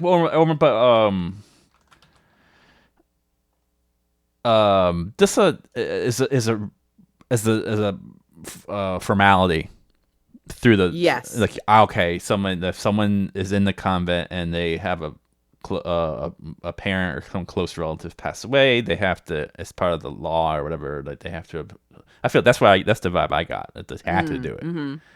Not that they wanted to do it, but they were like, okay, we're just going through the motions here. And I'm sure that and the students discuss this as well. They're like, well, maybe the father sent for her, and then somebody else says, well, then why wasn't he there himself? Yeah. So it's a lot of mystery. But if just in a sense, like, if it wasn't interesting, they wouldn't be talking about it. Well, exactly. Yeah. And then another student interrupts and says, I know I was the one who wanted to see more of the father after the last submission, but now I think I was wrong. All that stuff with the father over Christmas holiday, it was like we kept hearing what we already knew, and then he's not there at the hospital when the mother dies. I'm confused. And then she turns to the teacher and she says, aren't you? like why aren't you saying something about this? Because he's probably engrossed as much as the students, like in ways like he doesn't have an answer either. Because it's almost like the story is like defying a lot of things. Like it's like it could be a cop out, but it's not, and like it's not like they didn't want this. Like, you can't say the mother didn't want. We don't know if the mother wanted to see her or the nuns had to do what they had to do. Yeah, and it's like, and and they're like, you can't even say the nuns care. Like you could even say the nuns cared because they wanted her to meet her mother when she was still alive. So it's like yeah, we but don't. the fact that she died while they were en route means that they're like, well, no, we're not going to show her. Um, but then there's still more discussion from the students. Some suggest maybe the hospital is the ones who contacted the convent. Mm, But somebody else is like, well, why would they do that for a dying prostitute in the charity ward? They wouldn't even know where her daughter was. Because I don't know if you know this, but I don't think prostitutes keep the best records. Not that type of prostitute at that time yeah. period. So you're saying that for her to be summoned, it would have to come from the mother, probably. It would have to or the father if he actually was there and then left. I don't know. Yeah, But he could have been the one to put her in the hospital. Like say, hey, she's dying. Put her somewhere. and This then is left her there. This is And here's this is next call Mexican. this convent. This is the Mexican. Yeah. Yeah. So she was, everyone's been having this discussion, and then they looked at Sister Ursula, and it seems like she's just slipped into a trance. Yeah. And another student says, I don't care. I like this story. It feels real. Yeah. Yeah. So it's like different opinions. I feel like the opinions don't even stick. I feel like if someone says something and then even when they said something last week or the day before, they change it the next class. They kind of double back. They're like, well, I thought I would have to see this, but now I'm kind of second guessing myself. I think I do want to know about this person, or maybe I didn't want to know about this person. But yeah, like she's. I when I was reading this, I go, man, Sister Ursula is probably like basking in all this attention. Like she's like having all these people. I don't think she's been based on her life experience that she hasn't had a circle of people talking about how much about her life. I don't think it was more about she was in the background and people were talking amongst themselves about their own lives. So to have all this attention on her was probably, even if it was critiqued or it had negative connotations, I think she liked it. Yeah. Yeah, definitely. So now she's got her fourth and final installment. Yeah, we go back and so we go from class to back to the story. Yeah, and it's only 6.5 pages. It has regular margins, normal font, standard double spacing. So she doesn't have much to say anymore. And she says, My life as a nun has been one of terrible hatred and bitterness. And the professor wants to write, you don't mean that. But he didn't, because he thinks that Sister Ursula always says what she means.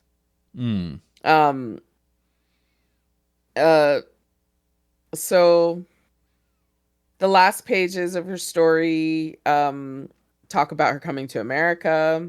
She was still relatively young when that happened. But she didn't have any thought of leaving the order. She had become a nun. She was one of them. In her late 40s, she'd gone back to Belgium to search for her father, but she didn't have very much money, couldn't find him. The money ran out. She had to come back to America. And then she, lives with, it says, the other orphans of her order.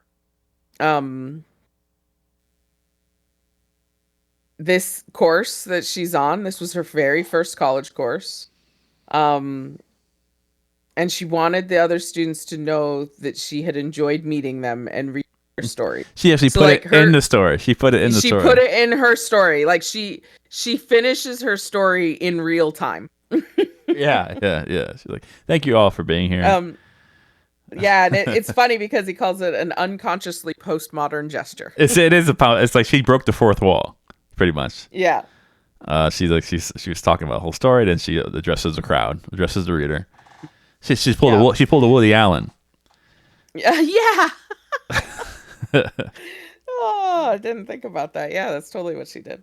But yeah, the students don't respond particularly well to it. Like, one of them says the last part of the story fizzled out.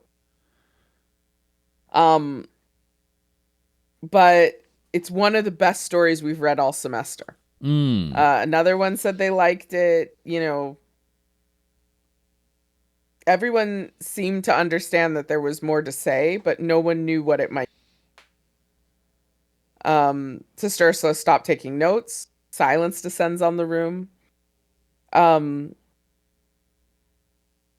it says here, for some time I've been watching a young woman who'd said next to nothing all term, but who wrote long, detailed reports on all the stories. This is the professor She talking. caught, yeah, this is a professor talking. Yeah. She caught my attention now because her eyes were brimming with tears.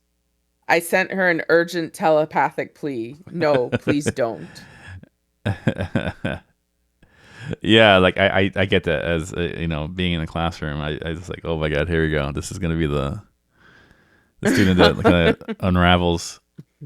I gotta be like, oh, okay. But I see the teacher part of him coming out like, oh shit, here I have to deal Yeah. with He's like, oh no, we don't want this. it. Yeah, but But the student speaks up and she says, but the girl in the story never got it. The other students, including Sister Ursula, all turned toward her. Got what? And the girl says, about the father. He was the mother's pimp, right? Is there another explanation? And Sister Ursula says, sadly, I was writing what you call a fictional story after all. And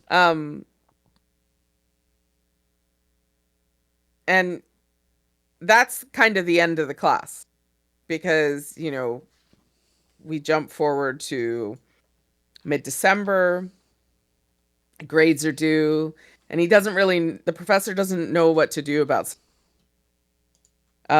She had not turned in a final portfolio of revised work to be evaluated.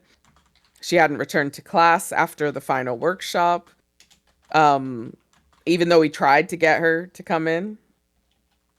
And he can't get past this image of this old nun. And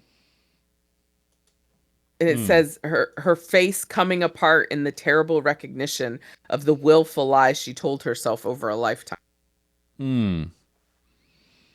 So, is this lie the fact that she believed her parents to be in love and that, her father, if he could have, would have come for her to save her? And this girl in the class just spoiled it for her by pointing out the obvious. And then looking back, with that in mind, her father in that Christmas flashback was going in and out of dark buildings. Yeah. He could have been a pimp checking on his working girls. Yeah. He might have been collecting money. Yeah. You just the way she puts things in a different light. Yeah, she omitted some information on there, without having to reveal that the nature of her father and their if she revealed that he was a pimp, then he would have to question the relationship with the mother, and so how that went about, an accidental a birth, accidental, was a mistake, and two people that were not really in that relationship to have a family. Yeah, because that's, you don't want a prostitute to be pregnant because then she can't work. So the professor decides to go visit the nun. Thinking that she's saddened by all this. Yeah, he just wants to check on her, make sure she's okay. And she's an old woman living with a bunch of other old. He just wants to check that everything is okay. But he gets there, and Sister Ursula's surprised to see him and explains that, they have to be quiet. One of the sisters is ill, and, Sister Ursula is looking after her. But they go and sit in a room, and Sister Ursula observes that she's like, "You have always been very nervous of me, and you should not. What harm was in me has wasted away with my flesh." Mm. Um, and he says, "It's just that I was bitten by a nun as a child." That's his that's why he's awkward around her. That's his Yeah. explanation. Okay, like she's a dog. Um, And then she's like, she said many horrible things about nuns, but she looks at him a bit like, what do you mean? That seems shocking to me. But then she gets it. She smiles and she's like, "Oh, I understand that you made a joke. I thought that you might be, what was the word the boy in our class used to describe those like me? Oh, a misogynist." so she's like funny too. Um, and she says, "Yes, that. Would you tell me the truth if I asked you to do, if I asked you, do you like women?" And he says, "Yes, I do, very much." And she says, "And I men, so we are the same. We each like the opposite from." It's very interesting to me that she's even bringing that up. Yeah, admitting that she likes men. I mean, Yeah. Because, you kind of get the impression that because she's a nun. she has been, yeah, she's been in a convent her whole adult life, like from the time she was 16. You kind of, I don't, like, even though she's not a nun in the, like, oh, I was compelled by my love of God to join the convent, you still get the impression that she must have some, like, religious something there because she's done this her whole life. Mm-hmm. But, she got she's just needs. a woman. She got needs. Yeah. um but because she's confided so much of herself in him, he like suddenly has this urge to tell her everything, that his wife uh left him with their child because he was cheating on her with a woman he didn't care about, and now he lives with another woman. Yeah, And it's not that it's more to the story. Like it's almost like her story. There's more to the story than what is. He left some stuff out about why his wife yeah and daughter, or why she doesn't see his daughter anymore in the yeah road. um and he doesn't, he wants to admit that he failed those he loved, betrayed them. He's not been truthful, but he keeps all of that to himself. Mm-hmm. um he is nervous of her. He is, I think he, in the presence of a pious being, he's a little bit intimidated. yeah. um she says, "I would like to show you something if you would like to see it." She gets to her feet, she goes out of the room for a minute, and she comes back with an old photograph, pretty much as described, browned and curled at its scalloped edges. The womanly image at its center faded nearly into white, but still beautiful.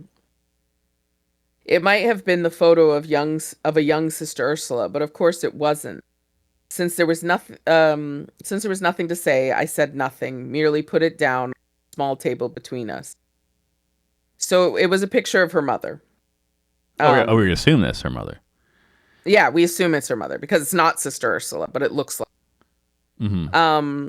And she asks, you had loving parents? And he says yes. She says that he's kind, that this visit, to make sure she's all right, shows that. But she said, "You also knew the meaning of my story." And he nods, and she says, "From the beginning." And he says, "No, not from the beginning. But the young woman was correct. Based on the things that I wrote, there could be no other interpretation." And he says, "Not that I could see." And she says, "And yet I could not see." So she genuinely, as she was writing this, didn't realize the truth in her story. Oh, you think that she was like almost finding out who her father was? She when that students said that. I think that was the first time she considered that. Oh, my father was a pimp. Was a pimp. That never occurred to her. She thought her parents were in love, and he just had the misfortune to have fallen in love with the prostitute. Yeah, that was like the But narrative. Yeah, there was a narrative that she conjured up. A little bit like the narrative that he told her about why his wife left him. Yeah.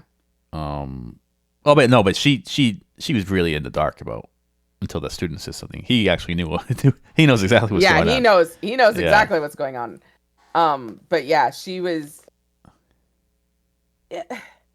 It's very easy, I think, to lie to yourself in a case like this. Yeah. To, want to believe the better option. Mm-hmm. And clearly she wanted a happier story for herself than what she got. Mm-hmm. And in a way, she gave herself that story by writing that piece of fiction for that class. Yeah. But there's a funny moment in this, so they leave and he kind of doubles back, and he's thinking, okay, let me ask you about one part of the story that I was thinking about. The fire that destroyed the school. He was just kind of talking because he mentioned in the story. Yeah, but they left the school because it burned down, essentially. Yeah, that's why she's in America. Mm-hmm.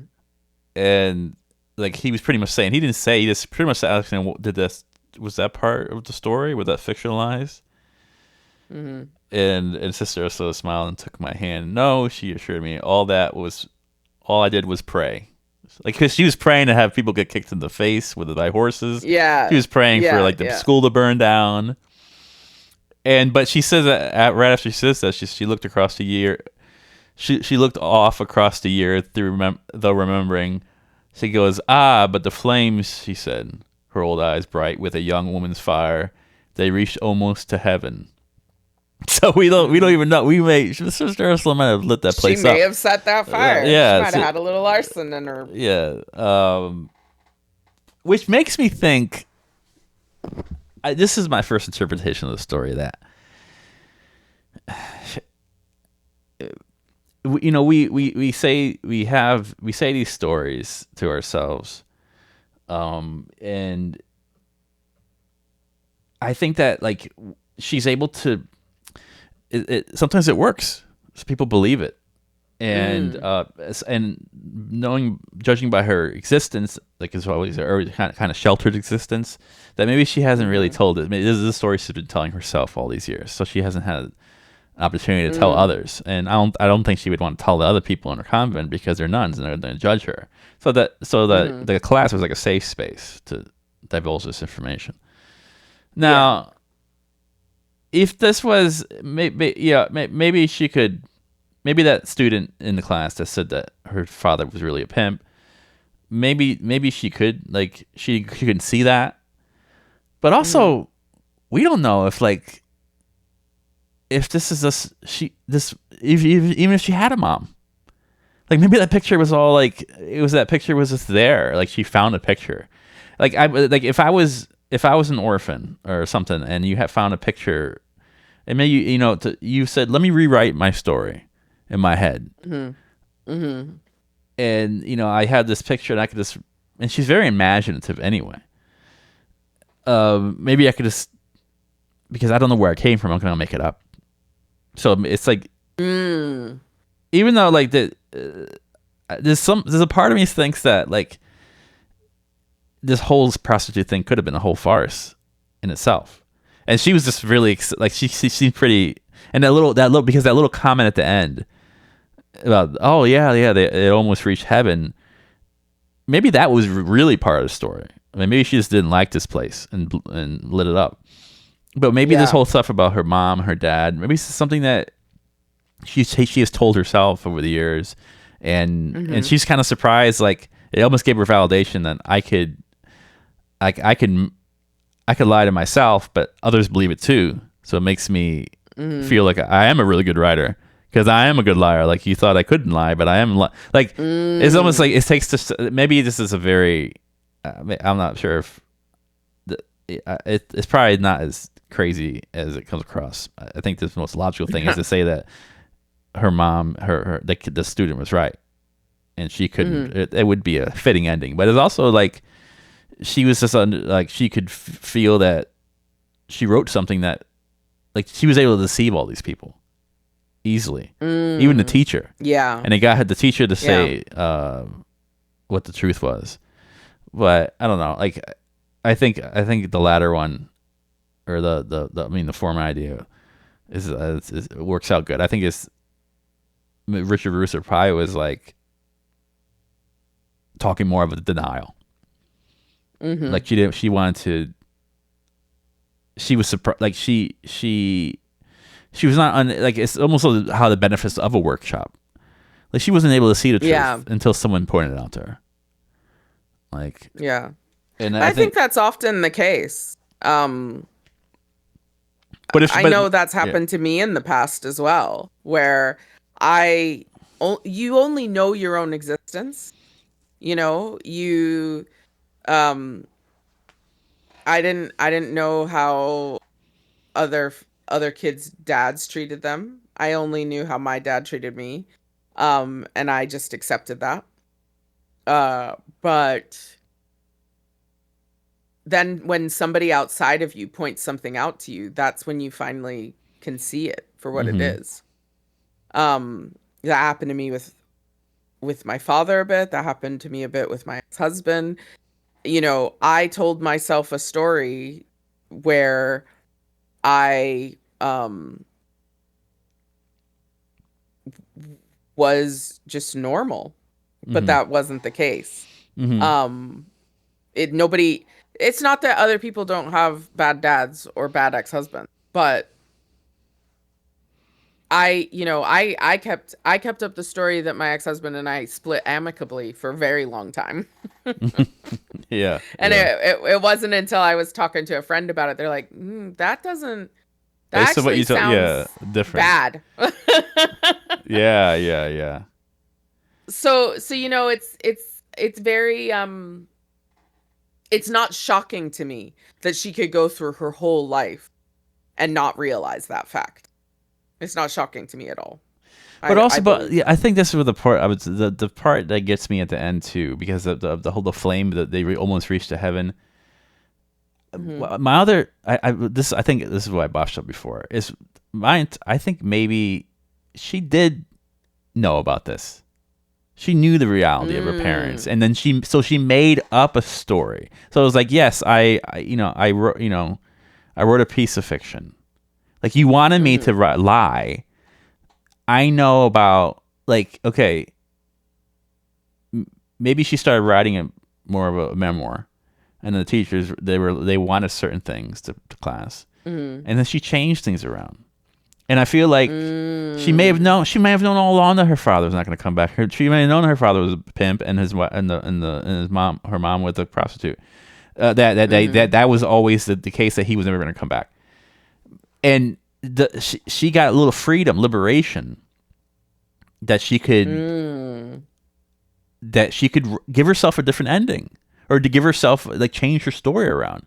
So it's like, because I felt like when the teacher was like, "Oh, you could lie here," it's not like she goes, "Ooh, I shouldn't lie." It's more like, "I could lie here? Okay. Yeah. Let me lie about, like, okay, let me," and it gave her some power to change her. Like she can convince like this really this creative writing class that takes a lot of it has prereqs and people are experienced, and she's able to fool them. When also, I didn't mention it, but the professor of this class mentioned that he had recently published a book. So there's a little element of celebrity around this teacher. Now, his book didn't do exceptionally well. Yeah, but he sought after. But he did have a published book, and that is sought after by other creative writers. Yes, it students puts who yeah. hope to learn from someone who succeeded. So he was like the celebrity professor. Um, Hmm. but yeah, that I mean, so that's even harder to get in that class. But Yep. like I said, I think that whole thing was that because that last line still sticks with me. I think that she goes, could we say it seems very Hallmark for me to go, and not that but the young woman who we was correct based on the things that I wrote. There could be no other Mm. interpretation, and he goes, not that I could see, and she's like, and yet I could not see. And I feel like that was very, I don't know. She was able to. She kind of in a ways like she was surprised that they bought it, but it doesn't mean like she feigned like, oh, I couldn't see my father was a pimp. Oh, okay, Mm. but maybe like she lied about that. Like she did. He purposely wrote this It's story. possible. Like I think she purposely wrote this story because and to make herself feel better. And like at the end, she does say, she did light that fire. She blew up. She lit up the convent and Maybe she helped that horse get riled up, so it kicked Sister yeah. Veronica. So yeah, it's like I feel like that interpretation goes along with her personality. Hmm. Like she's already She made up. does.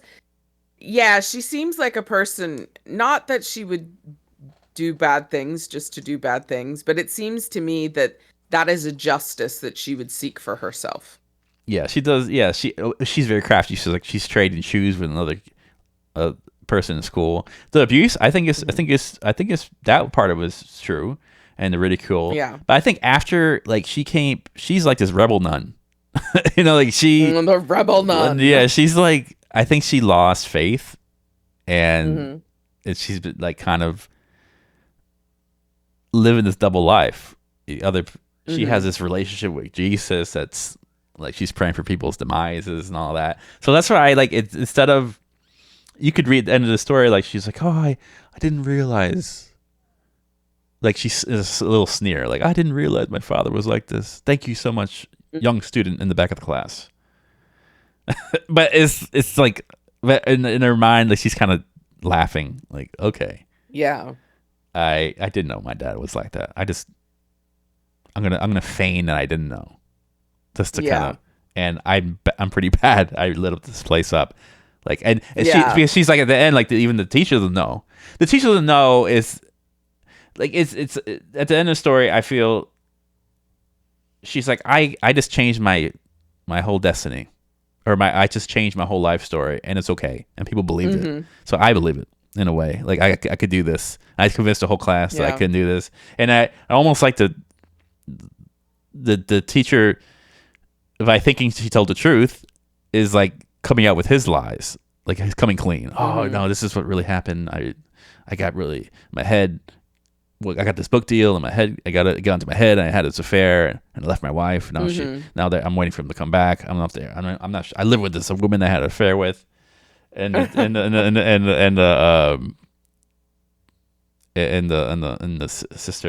sister the run is like, oh okay, well bless you, child.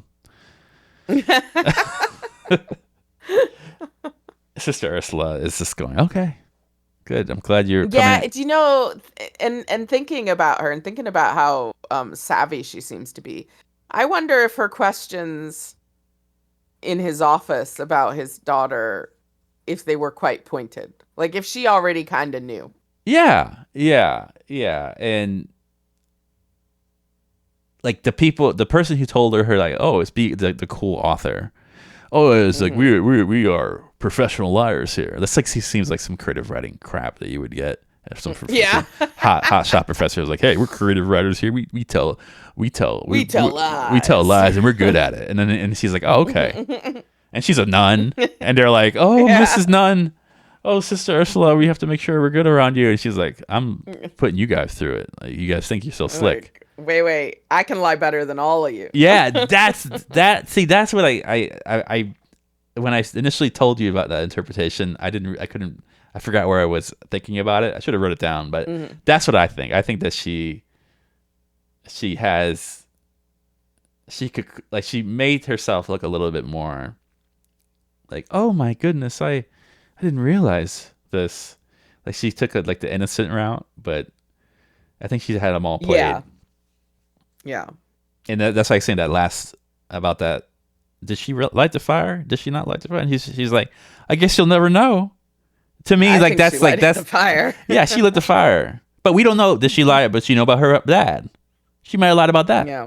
Like if she lied about, I feel like there's a little. She's able to do these things. She has. Mm-hmm. I think that behavior stemmed from her not being accepted and having that abuse, and so she has this relationship. She's like, I'm going to be a nun, but I'm going to be my own kind of nun. I'm going to be, since you guys don't accept me, I'm going to make up my own role here, and is how I'm going to go about it. And I'm going to pray, but my praise, I'll pray that my prayer is a little bit different. Mm-hmm. I hope you get hit by a horse, kicked in the face. But I might have made that happen a little bit. I might have like kicked I might have janked the horse. She worked in the stables, so it's entirely possible. Yeah, that's what I'm saying. Is she a burr under the yeah? She put a tack on. Yeah, does she like slap the horse and go? Oh, she goes. Oh my God! It's prayer does come true. With a little assistance, it helps. Do you know what my mom always used to say to me about prayer? She's like, you don't pray and just don't do something about it. You pray and then you do what you can. And so sister, she did what she could. She did what she could. Yeah. So it just makes me. It's like I feel like that last comment makes me just question the whole story about her. Yeah. It is. I did feel that way while reading it at a couple of different points where I was like, okay, I know what's happening. What? Well, this changes everything that already happened. Mm-hmm, mm-hmm. I feel like that happened a couple of different times. Like you said, what's her dad doing in that building at night? At first, it's just like, oh, maybe it's drugs, maybe it's this, maybe it's that. And then once you turn it around, it's like, oh, maybe he was collecting money from prostitutes because he's their pimp. Yeah. She has a talent for reorganizing the truth, putting in ways. And I think Richard Russo has a talent for writing. First of all, for writing a female character, because not many men are very good at that. Yeah, which is not a slant against men, because they're men and they know what it's like to be a man. I don't think I could write a man as well as I could write a woman because I know what it's like to be a woman. So that's not like a call out to all male writers, but I still think he did a decent job. Maybe because she was a woman who was slightly different than, the average woman by being a nun, but I didn't read her and think, man, this is a poorly written woman, Yeah, no. I mean, she was an anomaly among nuns. But yeah, and yet we're still confused about her. Yeah, I mean the nice way I tell you, it's up to interpretation, but the nice way to end the story is to think that she didn't know that her father was a pimp, and she's like, oh, I had your class, and it came to, that realization has appeared, and I'm so grateful to be here, and that would be like, I could see that being a very Hallmark type of ending. But then it's like the other ending could be, oh, I knew my dad was like that, but you wanted me to be a liar, so I'm lying. And you believed it. Yeah. And then I'm a nun. Yeah. I'm going to make it look real believable. Yeah. Like I did lots of things, and I hurt other nuns, because other nuns died. Like it's right. Yeah. They were like died from things that she did. Like it doesn't seem weird that she prayed for a nun to get hit by a horse, and then she got hit by a horse. Come on. And died. Like, okay. Like that makes me question. She's an unreliable narrator. We don't know. We don't really know what. she's pretty much she said, oh, I could have the fire the fire they reached almost to heaven. By saying that, I feel like she said also that she killed somebody. Yeah. And killed, it's just like there's a lot of it says a lot without saying a lot. So I just like that. It's No, like, I like the ambiguity of the story. yeah, we don't. It would be really cute to say that. I can't. The way. Okay, this is another take. You have so many takes. I got a lot of. She's figured out. If she could figure out from his depressor's desk that his wife, like, there's something going on.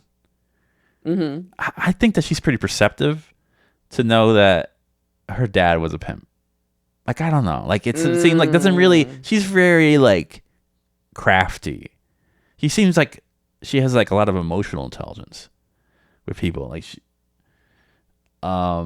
which makes me think that, like, if that's the same person, like you tell me, like, that it somehow doesn't realize that her father was like this. I don't know. I just don't know. It's a sweet version. It would be very sweet for her to not know that, but I don't know. But then, like, the last line, I'm thinking, God, she murdered people. Yeah. So how do I trust that? Like, yeah. Like, it makes me question the narrator. Like, it seems so wholesome. Like, oh, thank you. Like, if it's not like she said, okay, this is it. It's not like she said, she chose how she wanted her epiphany to happen. Oh, like, their epiphany was the class, her class, the person, the lone girl in the class saying that, oh, this is your father's a pimp. But she didn't say, like, and then I realized that, oh my God, I could have started the fire too, and oh my God, I had that woman kick the nun, I had that horse kick the nun, and she died. She didn't say that. She left that up. She was a little sly about that. Yeah.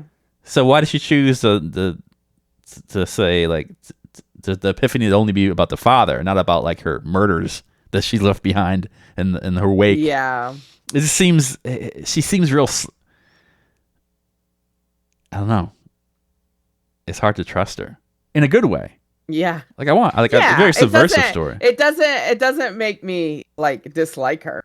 No.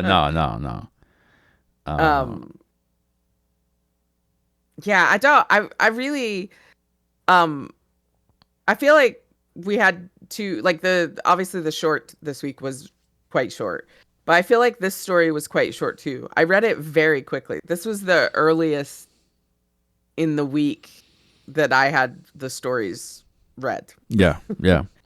And I think it was because I enjoyed both so much. And it's not that I always enjoy the stories, but, like, this time I really wanted to get through them because I really enjoyed them. And I think part of why I really enjoyed this just because there were so many questions in it. Yeah. Yeah. We only choose to see what we want to see. I mean, that's when we compare these stories, the wife saw one thing, the ex-husband saw another thing. He couldn't see the being present. Well, he wasn't present enough to see the things that really matter. He was just seeing what he was lacking, which was, like, the boat and all this stuff. Yeah. And then the wife wishes she could see the things that maybe most people see, like social mobility, like upward mobility, and maybe care about those things. Like, what she wished she could see those things more, but she doesn't. She sees the trees that got planted in the trees that got planted years ago in the downtown area that was blooming. Or showing different, like, those things that she pays attention to, but it was almost like she wishes she could see these things, and they both wish. I think, like, she wishes she could be a certain way, and he only sees himself as seeing it from that way. And this story is like this character is just choosing what she wants to say, choosing what she wants to see, and withholding information that she doesn't want to have to deal with so much. Maybe twisting the information up. I feel like hers is, she's toying with reality a little bit more in this story. I feel like based on her situations. Yeah. But like again, I think that's pretty. That's a pretty good take, actually. Yeah. Look at this. That's what I'm saying. That's why I keep going back and forth in interpretations, because I'm like, I don't trust her. I don't know. It's like somebody,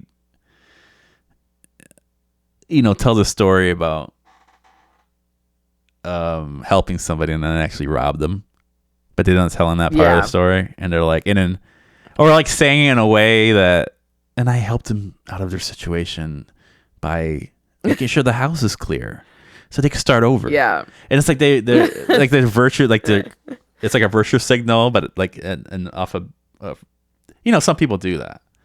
They dress like a bad thing up to seem like it's good. Yeah. I feel like that. Yeah, no, that's true. Like if your house burned to the ground and you lost everything, be like, well, now you can get new, better stuff. Yeah. No, but it's like, I feel like in people's responses could like be like it's like you could lie about your response to make you sound so more wholesome, because she could lie and say, oh, I'm so happy that student told me that, because I would never realize that my father was like that. Oh, thank you so much. She like thanked at the end of the story. It just makes me think that is that a sincere thank you, or is that another thing that she lied about, like her reaction? So she's good at like reserving her reactions or fabricating her reactions sometimes. Yeah. It's really interesting. I think she likes to live in that space. She's a nun, but she gets away with a lot of shit. But it's such a like. She's such she doesn't actually say much through this story. No. She doesn't have a lot of dialogue, but she's still. We learn so much about her. Yeah. But there's also still so many questions about her. It's like you're going along, you're thinking, oh, I'm learning about her. And then at the end, she throws in this thing that it's like, wait, did I learn anything about her? Do I know who this person is at all? Yeah. It's just, yeah. If it ended just with her going, oh, thank you, young student, for showing me the light. Mm-hmm. But it ends with her going, yeah, I could have lived that far. Maybe. I don't know. What do you think? What do you think? Yeah. So, anyways, thank you again, everyone, for in the raids. Yeah. Political really violence. Appreciate the raids. Chrysanthemum. Chrysanthemum. What? Chris, thanks. I'm trying all these Chris's here. There's so many hard. Chris's. Oh, you can't survive. Yeah.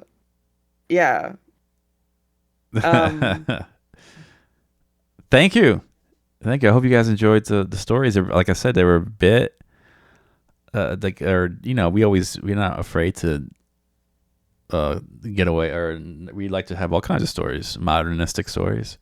This is this definitely is, like I said, the most meta story we have. We're critiquing a story that's being critiqued in the story, which is how to wrap your head around that. Yeah, that's for sure. And like we don't shy away from doing modernistic modern fiction and things like that, stream of consciousness, all that stuff. So it's very cool. I'm gonna challenge Itchy for next week to find something Christmas. Not both stories, just one of them. Some tied to Christmas. That's my challenge for you. And I did it in front of people, so now he's got to. No, I'm gonna do. I'm gonna retaliate. You are. You're gonna be like, it's gonna be the I'm gonna be like, all right, kids, we're gonna read a Christmas Carol together. I'll be sitting here in my easy chair with my shorts on, and you'll see me drink eggnog, and we'll do all of Dickens together. And oh my God, I love it. Ruined the world for myself now. Yeah, see, yeah, you love that. I'll make the eggnog real strong too. I'll be saying all kinds of shit. I'll be going off. Oh, I'll be speaking in tongues about halfway through. Like me trying to corral drunk Itchy. It's gonna be a great time, folks. Better man. show up. Good luck for that. Yeah.